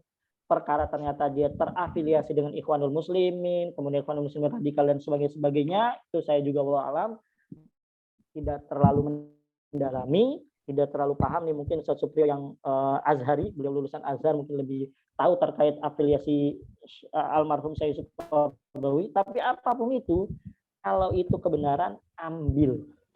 Oke, Bu ya. Baik, dilanjut Ustaz Supri, monggo. Ada pertanyaan lagi Ibu-ibu sekalian?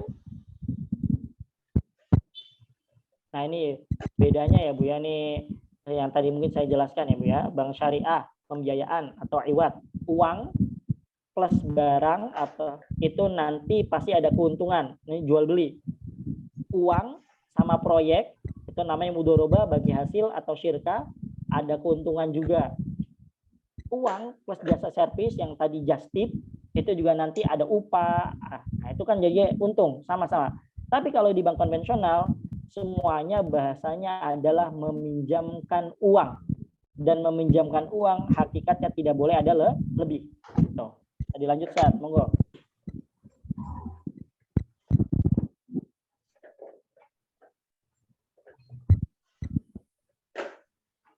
Nah, ini penjelasan yang tadi ya Bu ya. Dalam jual beli, si pembeli membayar harga atas harga imbalan barang yang diterimanya. Ya. Dalam sewa, si penyewa membayar upah sewa karena adanya manfaat sewa yang dinikmati, termasuk menurunnya nilai ekonomis barang yang disewa karena penggunaan si penyewa. Kan gitu ya Bu ya. Saya nyewa rumah ini gitu kan, ya itu dapat manfaatnya kan nyewa rumah. Maka saya misalnya nyewa rumah ini 50 juta 1 tahun, ya itu ada untungnya 50 juta ya. Dalam bagi hasil, para peserta berhak mendapat keuntungan karena di samping menyertakan modal, juga turut serta menanggung kemungkinan resiko kerugian. Nah, bagi hasil tuh. Tapi dalam transaksi simpan pinjam dana konvensional, si pemberi pinjaman mengambil tambahan dalam bentuk bunga tanpa adanya suatu penyeimbang yang diterima si peminjam, kecuali kesempatan dan faktor waktu yang berjalan selama proses peminjaman tersebut. Kenapa demikian atau kenapa ini jadi tidak boleh? Yang tidak adil di sini adalah si peminjam diwajibkan untuk selalu, tidak boleh tidak, harus mutlak dan pasti untung dalam setiap penggunaan kesempatan tersebut. Nah, ini kan zolim, Bu. Ya. Saya minjem 10 juta buat modal kerja. Kemudian Ibu pinjemin, nih Ustaz 10 juta.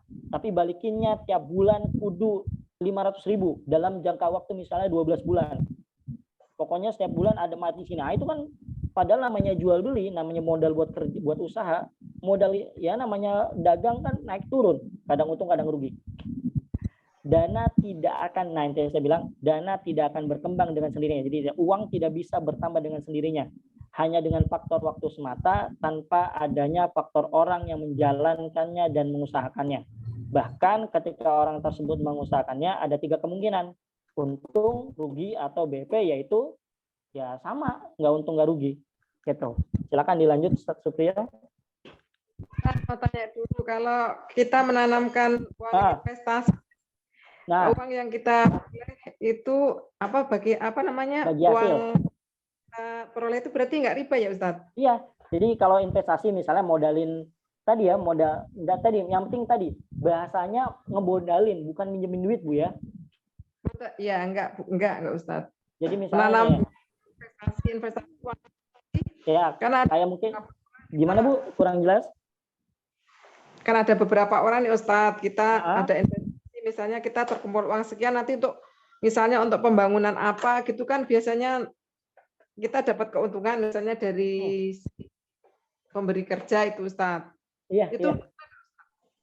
Ya, itu nggak masalah. Jadi gini, untuk modal ya berarti bahasanya pembiayaan. Jadi ya tadi saya bilang Yang saya jelaskan, saya datang ke ibu, saya mau bikin warung nih, butuh modal 10 juta. Oh ya sudah Ustaz, saya modalin 10 juta ya, tapi nanti bagi hasilnya 60-40 ya. Artinya ibu nanti dapat 60% dari keuntungan saya dapat 40%. Ya. Nah, namanya dagang itu kan nggak selalu untung ya Bu ya. Iya, Ustaz. Maka ketika untung ya sama-sama dapat untung, ketika rugi sama-sama rugi.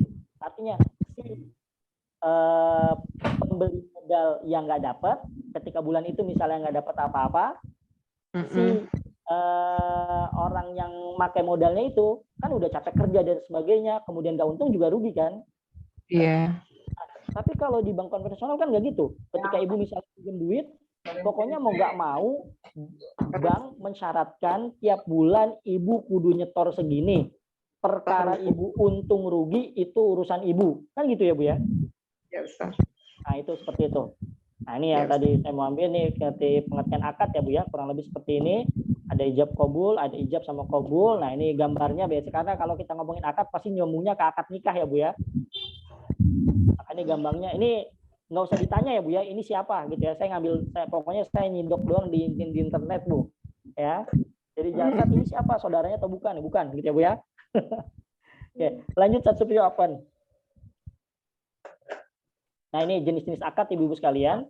Ada namanya akad tabaru, ada namanya akad tijari. Ini definisinya, akad tabaru adalah akad atau transaksi nirbala. Transaksi yang memang tujuannya bukan buat nyari untung, ya. Seperti minjam meminjam itu memang transaksi bukan nyari untung ya Bu ya.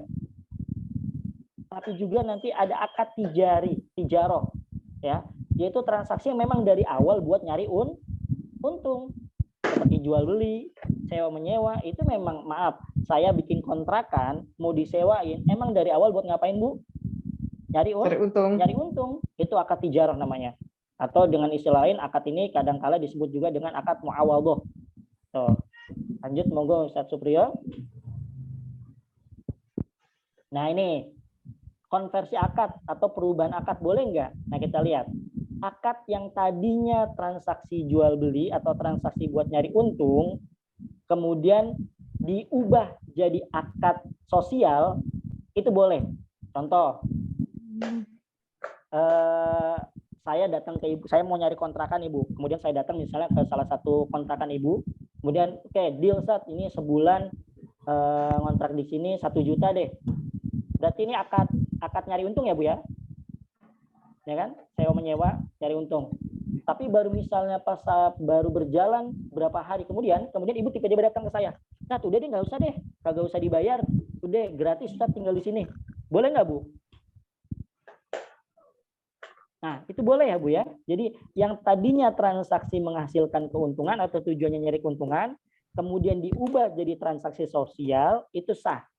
Tapi sebaliknya, transaksi yang awalnya memang tabaru, niatnya ngebantu, niatnya sosial, tapi ujuk-ujuk nyari untung di situ, itu nggak boleh.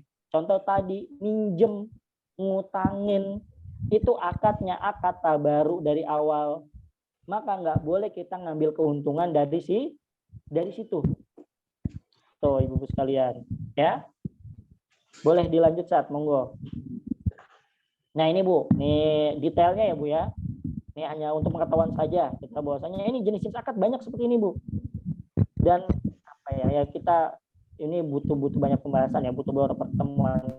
Jadi gini, jarang sekali atau sangat dikit masjid-masjid atau kajian-kajian yang secara spesifik membahas tentang fikih muamalah. Ya. Padahal ini sama pentingnya. Ketika ibu merasa penting sekali sholat saya supaya sah, maka saya harus tahu rukun syaratnya.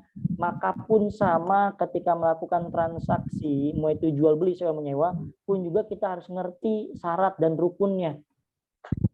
Nah ini jenis-jenis akadnya seperti ini Ibu ya, kurang lebih. Monggo lanjut Ustaz Supriyo. Ini hanya gambaran saja ya. Nanti saya kirimlah mungkin filenya ini ke siapa ini ya? ke Bu Erni ya. Saya punya nomornya Bu ya. Boleh. Ya boleh Ustaz. Filenya nanti saya Nomor kirim saya. ya. Nanti mungkin bisa Ibu share ke yang lain. Nah ini akad tabaru Bu. Akad tabaru itu tadi apa Bu? Akad sosial ya. Akad yang bukan buat nyari keuntungan. Di grup juga nggak apa-apa Ustadz. Kenapa Bu? Kalau tidak di share-nya di grup juga nggak apa-apa. Oh iya di grup ya. Oh iya baik. Oh iya di grup bakat aja ya. Iya. Sambil nanti mungkin beberapa saya benarkan ya. Tadi harusnya urutannya ada akad dulu baru ini. Jadi ini akad tabaru, akad sosial itu ada namanya meminjamkan uang. Minjemin uang yaitu qorad. Ya. Qorad itu minjam, rohan, hiwala, ada meminjamkan jasa. Yang tadi Bu meminjamkan jasa, mewakilin, ada memberikan sesuatu berupa hibah, sedekah atau wakaf. Lanjut Sat. Slide sampingnya ada penjelasannya. Nah, ini Bu penjelasannya. Akad tabaru yang meminjamkan uang itu ada namanya qorad, pinjaman uang tanpa syarat. Ya udah, saya minjam 10.000, Bu pinjam 10.000, nitat 10.000, udah itu namanya qorad. Tapi nanti juga ada rohan, gadai, minjem tapi pakai apa? Jaminan. Bu pinjam uang 10.000, boleh Ustaz nih 10.000. Tetapi apa dong buat jaminannya? Ya udah nih Bu, peci saya buat jaminan. Itu namanya rohan. Ada lagi namanya hiwala. Apa itu hiwala? Simpelnya gini. Saya hutang sama Ibu. Ya. Sama Bu siapa? Sama Bu Devi misalnya. Gitu kan? Kemudian tapi Bu Erni punya utang sama saya. Gitu. Maka ketika misalnya saya Bu Devi nagih ke saya, itu saya boleh tuh mentransfer utang saya ke Bu Erni. Bu Erni. Nah gitu. Gitu ya. Itu namanya Bu Erni bayarin aja ke saya gitu ya. Nah, gitu. Itu namanya hiwala. Nah, bayarkan aja ke Bu Devi gitu ya. Ya, jadi misal bilang saya ngomong ke Bu Devi, itu Bu Erni tuh punya utang sama saya gitu ya. Ibu nanti nagihnya ke Bu Erni aja lah. Nanti dengan rukun dan syaratnya Bu Erni simpelnya kayak gitu gambarannya ya. Itu kalau kayak gitu harus tiga-tiganya berkumpul, ketemu. Iya, intinya harus ada keridoan salah satunya. Maksudnya pihaknya ini jangan ujuk-ujuk nggak tahu konfirmasi ya. Iya. Intinya nanti memang ini butuh penjelasan sendiri gitu ya. Intinya gambarannya paham ya Bu ya. Hiwala itu seperti apa ya. Oke, lanjut Sat, monggo. Ada lagi nggak slide-nya? Sudah habis. Sudah selesai Bu. Gitu ya. Nah ini tadi ada pertanyaan. Sekarang lagi marak nih di Pegadaian atau manapun beli emas tapi nyicil atau beli emas pakai voucher emas senilai mucha bukan bentuk fisik. Boleh nggak? Nah ini boleh nggak Ibu-ibu sekalian beli emas nyicil? Boleh kan? Ibu. Boleh kan Ustaz? Ngutang itu Maya jadinya. Nah, boleh nggak? Ayo, boleh kagak nih Bu? Iya gitu ya. Jadi gini ya Bu ya. Kalau bisa mah bebas utang Ustaz, nggak usah nyicil-nyicil dah. Ya, kita mah maunya gitu Bu. Cuman kan kemampuan finansial orang kan beda-beda. Kan gini, utang itu kan kagak dilarang kan. Yang penting sesuai syariah kan. Iya. Nah gitu, yang penting bayar. Yang penting bayar itu, sesuai syariah tadi, yang penting bayar benar. Nah gini, nyicil emas itu boleh ya Bu ya? Oh alhamdulillah. Nyicil emas boleh. Umumnya gini, nanti memang butuh penjelasan sendiri. Nyicil emas tuh boleh dengan catatan gitu ya. Karena kenapa boleh? Karena emas itu sekarang bukan mata uang kan Bu ya? Oh iya. Emas itu kan udah kayak barang kan Bu ya, kayak HP. Kita kalau nyicil HP boleh nggak Bu? Boleh. Boleh, itu sama aja. Ya simpelnya gitu lah Bu. Iya. Ya, itu simpelnya. Nanti butuh penjelasan detail mungkin apa terkait masing-masing sih gitu ya Bu ya. Di umumnya nyicil emas itu boleh. Kemudian nih, kalau ada yang hutang si A senilai 1 juta kepada si B, terus si C punya piutang kepada si B. Nah lo, boleh nggak tukeran hutang sampai lunas? Padahal ada yang nggak ridho atau duitnya nggak ada. Itu tadi hiwalah ya Bu ya. Itu nanti memang harus ada rukun dan syarat yang terpenuhi. Jadi pihak yang berhutang atau yang piutang itu harus ada ridhonya, betul gitu ya Bu ya. Simpelnya seperti itu. Jadi yang hiwala, tadi kasus hiwala, transfer hutang, itu nanti ada rukun dan syaratnya Bu. Dan itu butuh apa ya? Butuh satu pembahasan sendiri lah Bu, kurang lebih seperti itu. Ini hanya prolog di awal lah Bu, gitu ya. Nah ini nih bagus nih pertanyaannya. Saya punya teman hutang ke saya 2 juta tahun 2007. Pas kemarin dia ingat dan bayar 2 juta. Nah gimana nih Bu? Kan rugi ya Bu ya? Apakah kita sebagai pemberi utang boleh nagih dia pakai akad ganti emas karena uang 2 juta di tahun besar? Sekarang 22 gitu betul. Nah, ini juga jadi bahasan ulama-ulama fikih terkait kalau minjem tapi kemudian inflasi mungkin bahasanya ya Bu ya. Ya, nilai uangnya disesuaikan nilai uang sekarang, jangan nilai uang yang lalu. Nah, itu perdebatan ya, Bu. Gini, ya contoh kasus tadi. Saya minjem 2 juta, minjemnya duit ya Bu ya, bukan emas. Ini kembali, minjemnya duit, bukan emas. Tahun 2007. Kemudian bayarnya baru 2022. Oh, itu kan gede banget ya Bu ya? Jauh banget itu. Oh, itu jauh Harga banget. emas Dulu, waktu itu segram paling 200.000, sekarang udah oh, itu berarti 2 juta dapatlah 10 gram ya Bu ya? Iya. Sekarang 10 gram berapa Bu? Wah, 10 gram bisa 10 juta. Wah, itu kan berarti kan bedanya jauh. Nah, sekarang pertanyaannya, apakah bayarnya harus sesuai dengan nilai atau harus sesuai dengan nilai yang dulu? Gitu ya Bu ya? Atau dikonversi jadi emas? Atau gitu kan? Nanti kalau misalnya dikonversi jadi emas, kan saya minjemnya duit. Kenapa harus dikonversi jadi emas? Gitu kan? Iya. Yang yang minjem debatnya kayak gitu loh. Saya minjemnya duit, kenapa dikonversi jadi emas? Yang minjemin duit kagak mau kalah. Loh, iya 2 juta dulu 2007 itu bisa beli macam-macam. Sekarang bisa ini. Makanya di situ ulama berbeda pendapat. Ada pendapat yang menyatakan ini fikih seperti ini ya Bu ya, yang menyatakan maka pada saat itu yang diambil adalah nilainya. Bukan nominalnya Bu. Nominalnya tetap 2 juta. Tapi 2 juta tahun 2007 itu senilai apa sih? Iya. Gitu. Itu kayak gitu Bu. Ada pendapat yang menyatakan seperti itu. Dan berarti kan itu tambahan ya Bu ya. Secara nominal tambahan ya Bu ya. Maka ini tidak dikategorikan sebagai riba. Itu kan berarti kan pinjaman ya. Kalau pinjaman kan kalau ada tambahan kan umumnya riba ya Bu ya. Ini tidak bisa dikategorikan sebagai riba. Nah, walaupun yang minta itu si pemberi hutang, Ustaz.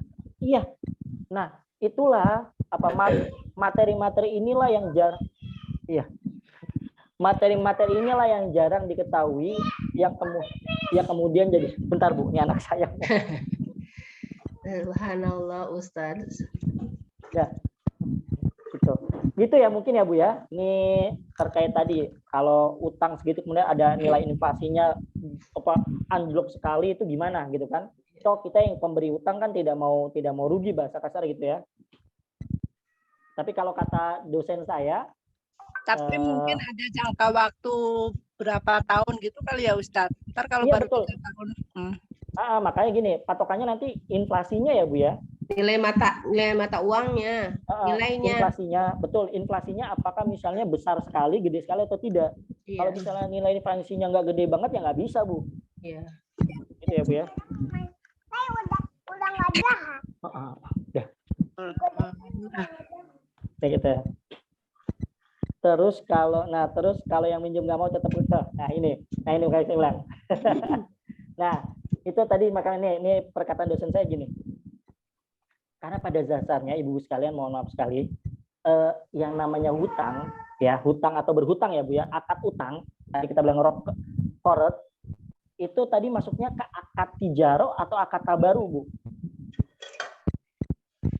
Ayo, tadi masuknya ke akad sosial atau akad nyari untung Bu. Akad yang apa Ustaz? Yang berhutang itu maksudnya ke akad sosial atau akad nyari untung. Akad sosial atau harusnya mah. Oke. Nah, ini dosen saya bilangnya seperti ini. Karena basicnya dari awal yang namanya meminjam atau pinjam meminjam itu basicnya adalah akad tabaru, maka sesungguhnya kita nggak boleh mikirin untung rugi. Nah, iya. Karena begini Bu. Ini kalau hitung-hitungan ruginya ya Bu ya. Ini kalau saya minjemin uang ke Ibu 2 juta, itu pada dasarnya sebenarnya basicnya saya rugi. Kenapa saya rugi? Oh, kalau saya pakai 2 juta, misalnya bisa saya putar buat dagang dan sebagainya, itu kan untung ya Bu ya. Iya. Tapi kalau ini misalnya 2 juta saya pinjamkan ke ibu, ya sudah ibu kudu balikin 2 juta. Nah, buat kabar gembiranya Bu, kalau ada konflik kayak tadi ya, ini mohon maaf karena ya ini buat kabar gembiranya adalah Nabi bersabda, ya betul, Nabi bersabda, ini betul Bu Isa gitu ya, di ada kabar gembiranya, orang yang berhutang, ya yang ngasih utang, yang minjemin, itu nanti dapat pahala 2 Bu, ya, pahala nolong sama pahala sedekah. Kenapa Bu? Karena gini, kalau ibu sedekah itu belum tentu tepat sasaran Bu. Ibu ngasih duit saya 10 juta Bu, misal, itu belum tentu saya butuh Bu. Wah, keren sekali saya nggak butuh 10 juta ya Bu. Ini contoh doang ya Bu ya, contoh. Alhamdulillah Ustadz. Contoh doang Bu. Tapi kalau ibu mau transfer nggak apa-apa Ustadz. Gini, itu kan belum tentu tepat sasaran ya Bu ya. Ya. Tapi kalau ibu minjemin orang, ya, ibu minjemin orang, itu orang datang ke rumah ibu, kemudian bilang saya butuh 1 juta, gitu kan? Butuh 1 juta, kemudian ibu kasih, itu pasti tepat sasaran nggak Bu? Kalau apa? Kan pasti tepat sasaran kan? Betul. Karena orang itu sengaja datang kemudian butuh, ya Bu, maaf Bu, saya butuh 1 juta, ini buat biaya berobat, ada nggak Bu? Kemudian ibu kasih, itu pasti tepat sasaran nggak Bu? Tepat. Pasti tepat sasaran, karena dia butuh. Nah, itu keutamaan minjemin uang. Maka 1, pasti tepat sasaran. Kedua, Rasul menyabdakan, setiap hari ibu meminjam, gini, ibu minjemin saya 1 juta, maka selama saya belum balikin ke ibu, setiap hari itu dinilai ibu bersedekah ke saya. Alhamdulillah. Ya Allah. Nah, ini makanya buat kabar gembiranya. Maka tadi saya bilang. Itu saudara sendiri ya Ustaz. Nah, makanya saya bilang basic awalnya minjemin, utang piutang, itu basic awalnya adalah akad tabaruk. Sosial. Akad sosial. Tidak mencari untung berarti. Meskipun memang fikihnya tadi kalau ada inflasi kudu bayarnya segini betul, tapi kalau nanti misalnya mentok ada konflik kayak gini, terlebih misalnya itu teman dekat kita dan sebagainya gitu kan, ya makanya itu seperti itu ya. Jadi Kita balikin ke basic awalnya, ya sudah, uang ini akad tabaru, ya berarti untungnya nanti saya dapatnya dari Allah. Bukan betul, ini krusial ya Ustadz mengenai hutang piutang ini, bahkan gara-gara hutang piutang jadi silaturahim persaudaraan kadang terputus gitu, hanya gara-gara utang piutang gitu ya. Memang mungkin ya manusiawi ketika orang menghutangkan sekian ya masih di bawah 100 juta misalnya ya, bisa aja ikhlas. Tapi kalau udah di atas 100 juta atau misalnya 1 M, 2 M kayak gitu, kadang-kadang manusiawi lah dalam hati itu, ya Allah. Itu jadinya gimana ketika kita mengutangkan ikhlas, tapi begitu yang meminjamnya ini jadinya ya Allah, dalam hati itu ada rasa gimana gitu. Nah, makanya gini ya Bu ya, ayat yang terpanjang di Al-Quran itu bukan tentang tauhid Bu, bukan tentang apa-apa, tapi tentang utang Bu. Itu di surat Al-Baqarah. Maksudnya apa? Ini emang urusannya penting Bu, urusannya ribet. Nah, masing-masing harusnya megang dalil, tapi jangan sampai salah. Orang yang minjem ya itu harus megang dalil bahwasanya kalau dia punya kemampuan untuk membayar maka segerakan. Karena Rasul pernah mau menyolati jenazah seorang sahabat, ibu-ibu sekalian, bahkan jenazah syahid kalau dalam riwayat, mau disolatin, kemudian Rasul nanya, ini punya utang kagak? Sahabat bilang, masih ada utang Rasul. Itu Rasul kagak jadi nyolatin Bu. Iya. Gitu. Maka buat orang-orang yang saat ini punya tunggakan ke yang lain, sekecil sebesar apapun, harusnya megang dalil ini. Nah, buat orang-orang yang misalnya meminjamkan Nah, kayak ibu tadi yang bertanya gitu kan di chat gitu kan, itu seperti apa? Misalnya ternyata nominalnya besar dan sebagainya, gitu ya Bu ya. Maka ini kembali, ini teorinya Bu ya, prakteknya memang berat, ya. Apa? Fanaziratun ila maisaroh, betul. Ayat Quran bilang, tunggu sampai dia mampu. Tapi endingnya ayatnya bilang wa antasodaku, ikhlaskan. Nah, tapi kan ini berat ya Bu ya, ini berat. Apalagi kalau nominalnya besar. Apalagi kalau ternyata yang kita pinjemin ternyata dia hidupnya nyaman, ternyata jalan-jalan, posting makan enak, posting jalan-jalan. Bayar hutang susah. Ya itu, ini makanya saya bilang ini ribet. Tetap ibu punya hak untuk nuntut Bu. Karena itu hak ibu. Dan sesungguhnya ketika ibu menuntut, sesungguhnya ibu sedang mau meringankan beban dia. Ketimbang nanti urusannya repot di akhirat. Ini harus dipahami dua belah pihak. Ya. Ketika ibu berhutang kepada seseorang, itu artinya ya ibu sedang, ya itu tadi, sudah terikat dengan orang tersebut. Iya. Ya. Ini jangan sampai menyepelekan hutang, karena benar, hutang dibawa sampai mati, betul. Ya. Dan hutang itu ibu sekalian, maaf, Nabi bilang nafsul mu'min mu'allaqatun bidaini hatta yuqda anhu, betul ya. Jiwa seseorang itu ya terombang-ambing sampai hutangnya lunas. Nah, ini ada pertanyaan lagi. Boleh kan kita masukkan karena hukum perdata? Karena boleh sekali Bu. Dan bagaimana jika yang pelakunya itu keluarga sendiri, misalnya saudara kita dengan nominal besar? Boleh Bu, kalau itu kan nanti, tapi kemudian gini, kalau nggak salah, saya juga kurang paham ya, perdana atau pidatanya, hukum pidana atau hukum perdata di Indonesia, apakah hutang bisa masuk dan sebagainya, nuntut gitu, misalnya supaya dia bayar, gitu ya. Nah itu dia Bu, ya hutang itu ya kadang jadi, apalagi kalau yang minjem keluarga ya, ini kadang repot Bu, gitu ya. Kita niatnya baik, tapi kemudian endingnya gitu. Apalagi nominalnya besar. Kan saya juga nggak mungkin nyaranin ibu, sudah Bu ikhlasin saja. Enak aja Ustaz kan gitu kan. Tetap Bu, tuntut hak ibu. Ya. Tuntut hak ibu kalau memang misalnya, tapi setahu saya Bu ya, ini nggak tahu, kalau ibu misalnya nuntut orang nih, masukin ke ranah hukum, kemudian dia di penjara tuh gara-gara ibu nggak bayar, gitu ya. Itu nanti sebenarnya dia si utang itu udah kagak berhak bayar utang lagi Bu, karena udah dibayar dengan dia masuk penjara.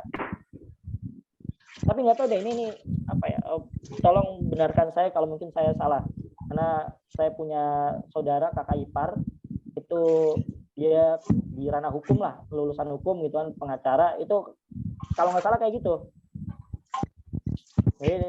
Jadi hanya untuk nuntut doang ya, nakut-nakut dan sebagainya. Jadi kalau misalnya pas saya misalnya punya utang sama ibu, kemudian saya di penjara, ketika saya sudah di penjara itu sebenarnya secara ini ibu nggak boleh nuntut lagi, uang saya sudah di penjara.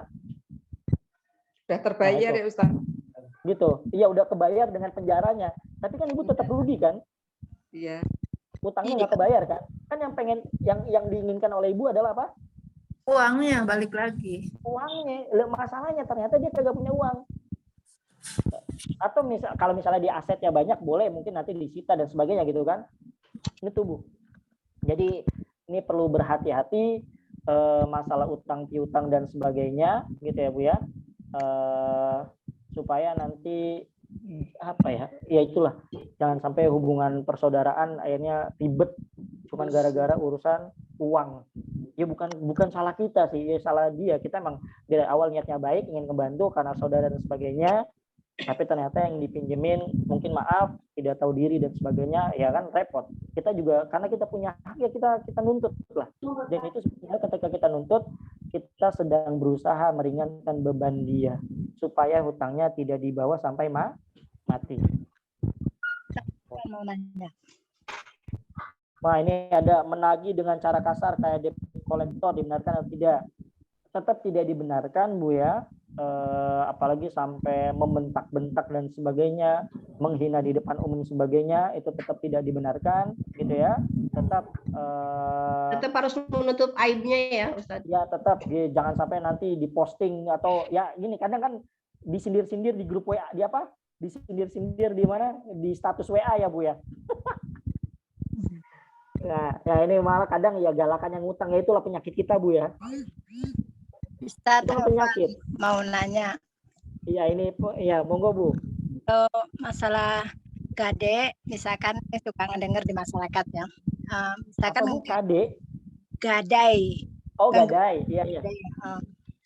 Misalkan menggadaikan motor gitu kan ya. Itu dalam jangka waktu misalkan 1 tahun. 1 tahun dia belum bisa membayar, akhirnya motornya disita gitu. Itu gimana hukumnya? Baik, pegadaian yang selesai syariah jadi gini. Gadai itu kan berarti cuma jaminan ya Bu ya. Motor cuma jaminan bukan ya Bu ya? Iya. Nah, jaminan. Motor itu cuma jaminan, maka namanya jaminan itu tidak atau belum berpindah kepemilikan. Saya minjem ke Ibu, kemudian Bu, ini motor buat jaminan, maka motor itu tetap punya saya. Kalau misalnya sampai dan Ibu nggak boleh pakai. Tapi kalau di masyarakat biasanya motornya kan dipegang sama yang minjemin, dipakai juga. Nah, ini makanya. Nah, ini perlu diperjelas. Jadi motor itu tidak boleh dipakai kecuali seizin saya pemiliknya. Oh, seizin pemilik. Kalau dibolehkan sama pemiliknya. Kalau dibolehkan. Tapi basicnya namanya jaminan itu tetap punya saya, maka segala macam kemanfaatan atas jaminan tersebut tidak boleh digunakan. Kembalinya ke saya melalui izin saya. Nggak boleh dipakai. Rumah misalnya nggak boleh ditempatin, basicnya. Kecuali misalnya dengan seizin. Kan gini, kalau motor dipakai kan berarti untung, Bu. Iya. Tapi rata-rata dipakai motornya kalau yang digadein itu biasanya ke yang pinjemin biasanya. Didiemin. Nah, terus kalau misalnya sudah sampai jatuh tempo, kemudian saya tidak bisa melunasinya, seperti apa syariatnya? Saya datang atau saya dipanggil, kemudian misalnya saat ini sudah jatuh tempo, ada kagak uangnya buat bayar? Oh belum ada Bu. Oke, kalau belum ada berarti ini jaminannya kita coba jual bareng-bareng ya buat ngelunasin. Gitu Bu. Bukan ujuk-ujuk disita. Ya, bukan ujuk-ujuk langsung apa? Ganti ya. Bukan ujuk-ujuk langsung akhirnya disita. Nah, jadi ini jadi apa namanya? Kita jual. Kalau harganya ternyata lebih tinggi daripada utang saya, maka saya dapat sisanya. Kalau kurang, misalnya saya minjem 10 juta, kemudian motornya cuma harganya 5 juta, maka saya juga masih punya utang. Syariatnya kayak gitu, Bu. Tapi kalau sebelumnya juga udah perjanjian? Perjanjian seperti apa tuh? Misalkan belum jatuh tempo, ntar ambil aja gitu. Oh, ya nggak apa-apa. Itu kan berarti kan sesuai ini kan? Ridho sama ridho ya. Misalnya nih kalau jatuh tempo udah ini jadi milikmu gitu kan. Misalnya ternyata padahal harga motornya ternyata lebih rendah atau harga motornya ternyata lebih tinggi. Itu kan berarti yang penting sudah ridho sama ridho kan Bu ya? Iya. Aman udah. Kurang lebih seperti itu Bu. Iya.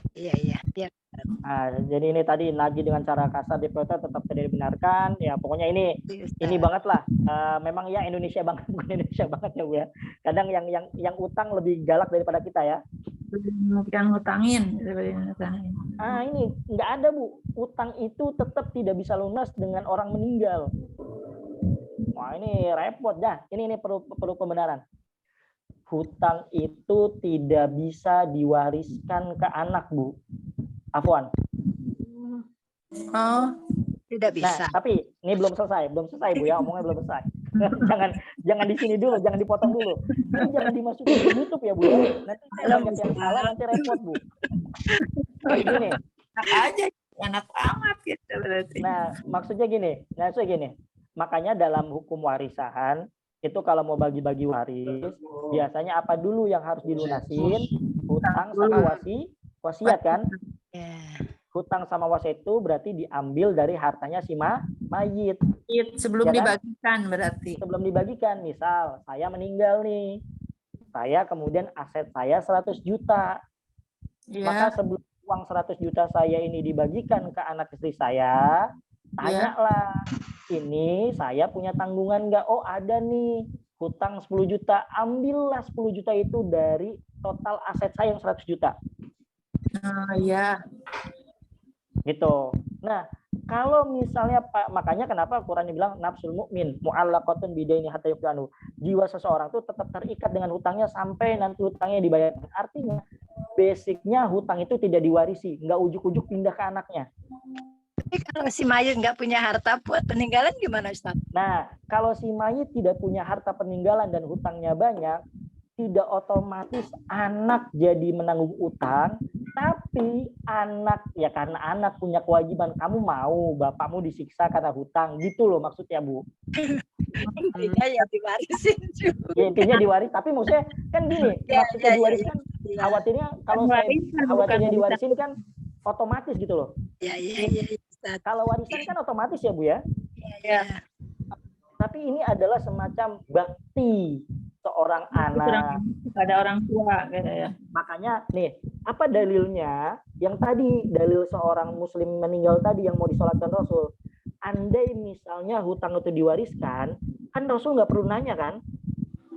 Karena otomatis pasti hutangnya yang nanggung siapa? Anaknya. Tapi karena hutang tidak otomatis diwariskan, maka Rasul nanya, ini punya hutang nih.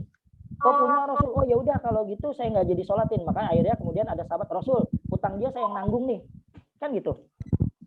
Ya. Nah, itu kurang lebih seperti itu ya Bu ya. Nih sudah adzan Bu. Ada pertanyaan atau kita cukupkan? Ya. Panjang ya Ustaz kalau soal ini kita harus ya, banyak. Apalagi kalau ngomongin utang ya Bu ya, ngomongnya pakai emosi ya Bu ya. Iya, Ibu sekalian yang dirahmati Allah Subhanahu Wa Taala, terima kasih untuk pertemuan kali ini. Mohon maaf dan sebelumnya saya perlu ini apa yang saya jelasin tadi mungkin banyak kesalahan dan luar biasa, maka jangan saklek fanatik dengan apa yang saya ucapkan. Maka kalau Ibu ternyata menemukan pendapat lain yang menurut Ibu lebih mantap, silahkan. Ya, itu kembali saya bilang fanatiklah pada kebenaran, bukan kepada sosok gitu ya Bu ya. Terima kasih Ustadz ilmunya. Pembahasan kita pada hari ini kita tutup dengan doa kafatul majlis. Subhanakallahumma wa bihamdika asyhadu an la ilaha illa anta astaghfiruka wa atubu ilaik. Assalamualaikum warahmatullahi wabarakatuh. Lahir batin ya Ustadz, mohon maaf lahir batin. Izin ya Bu ya. Lab ya Ustadz, izin lab. Salam buat kecil. Terima kasih host yang sudah memfasilitasi. Ya, alhamdulillah. Terima kasih Bu Devi dan kawan-kawan. Terima kasih Ustaz. Assalamualaikum. Mohon pamit.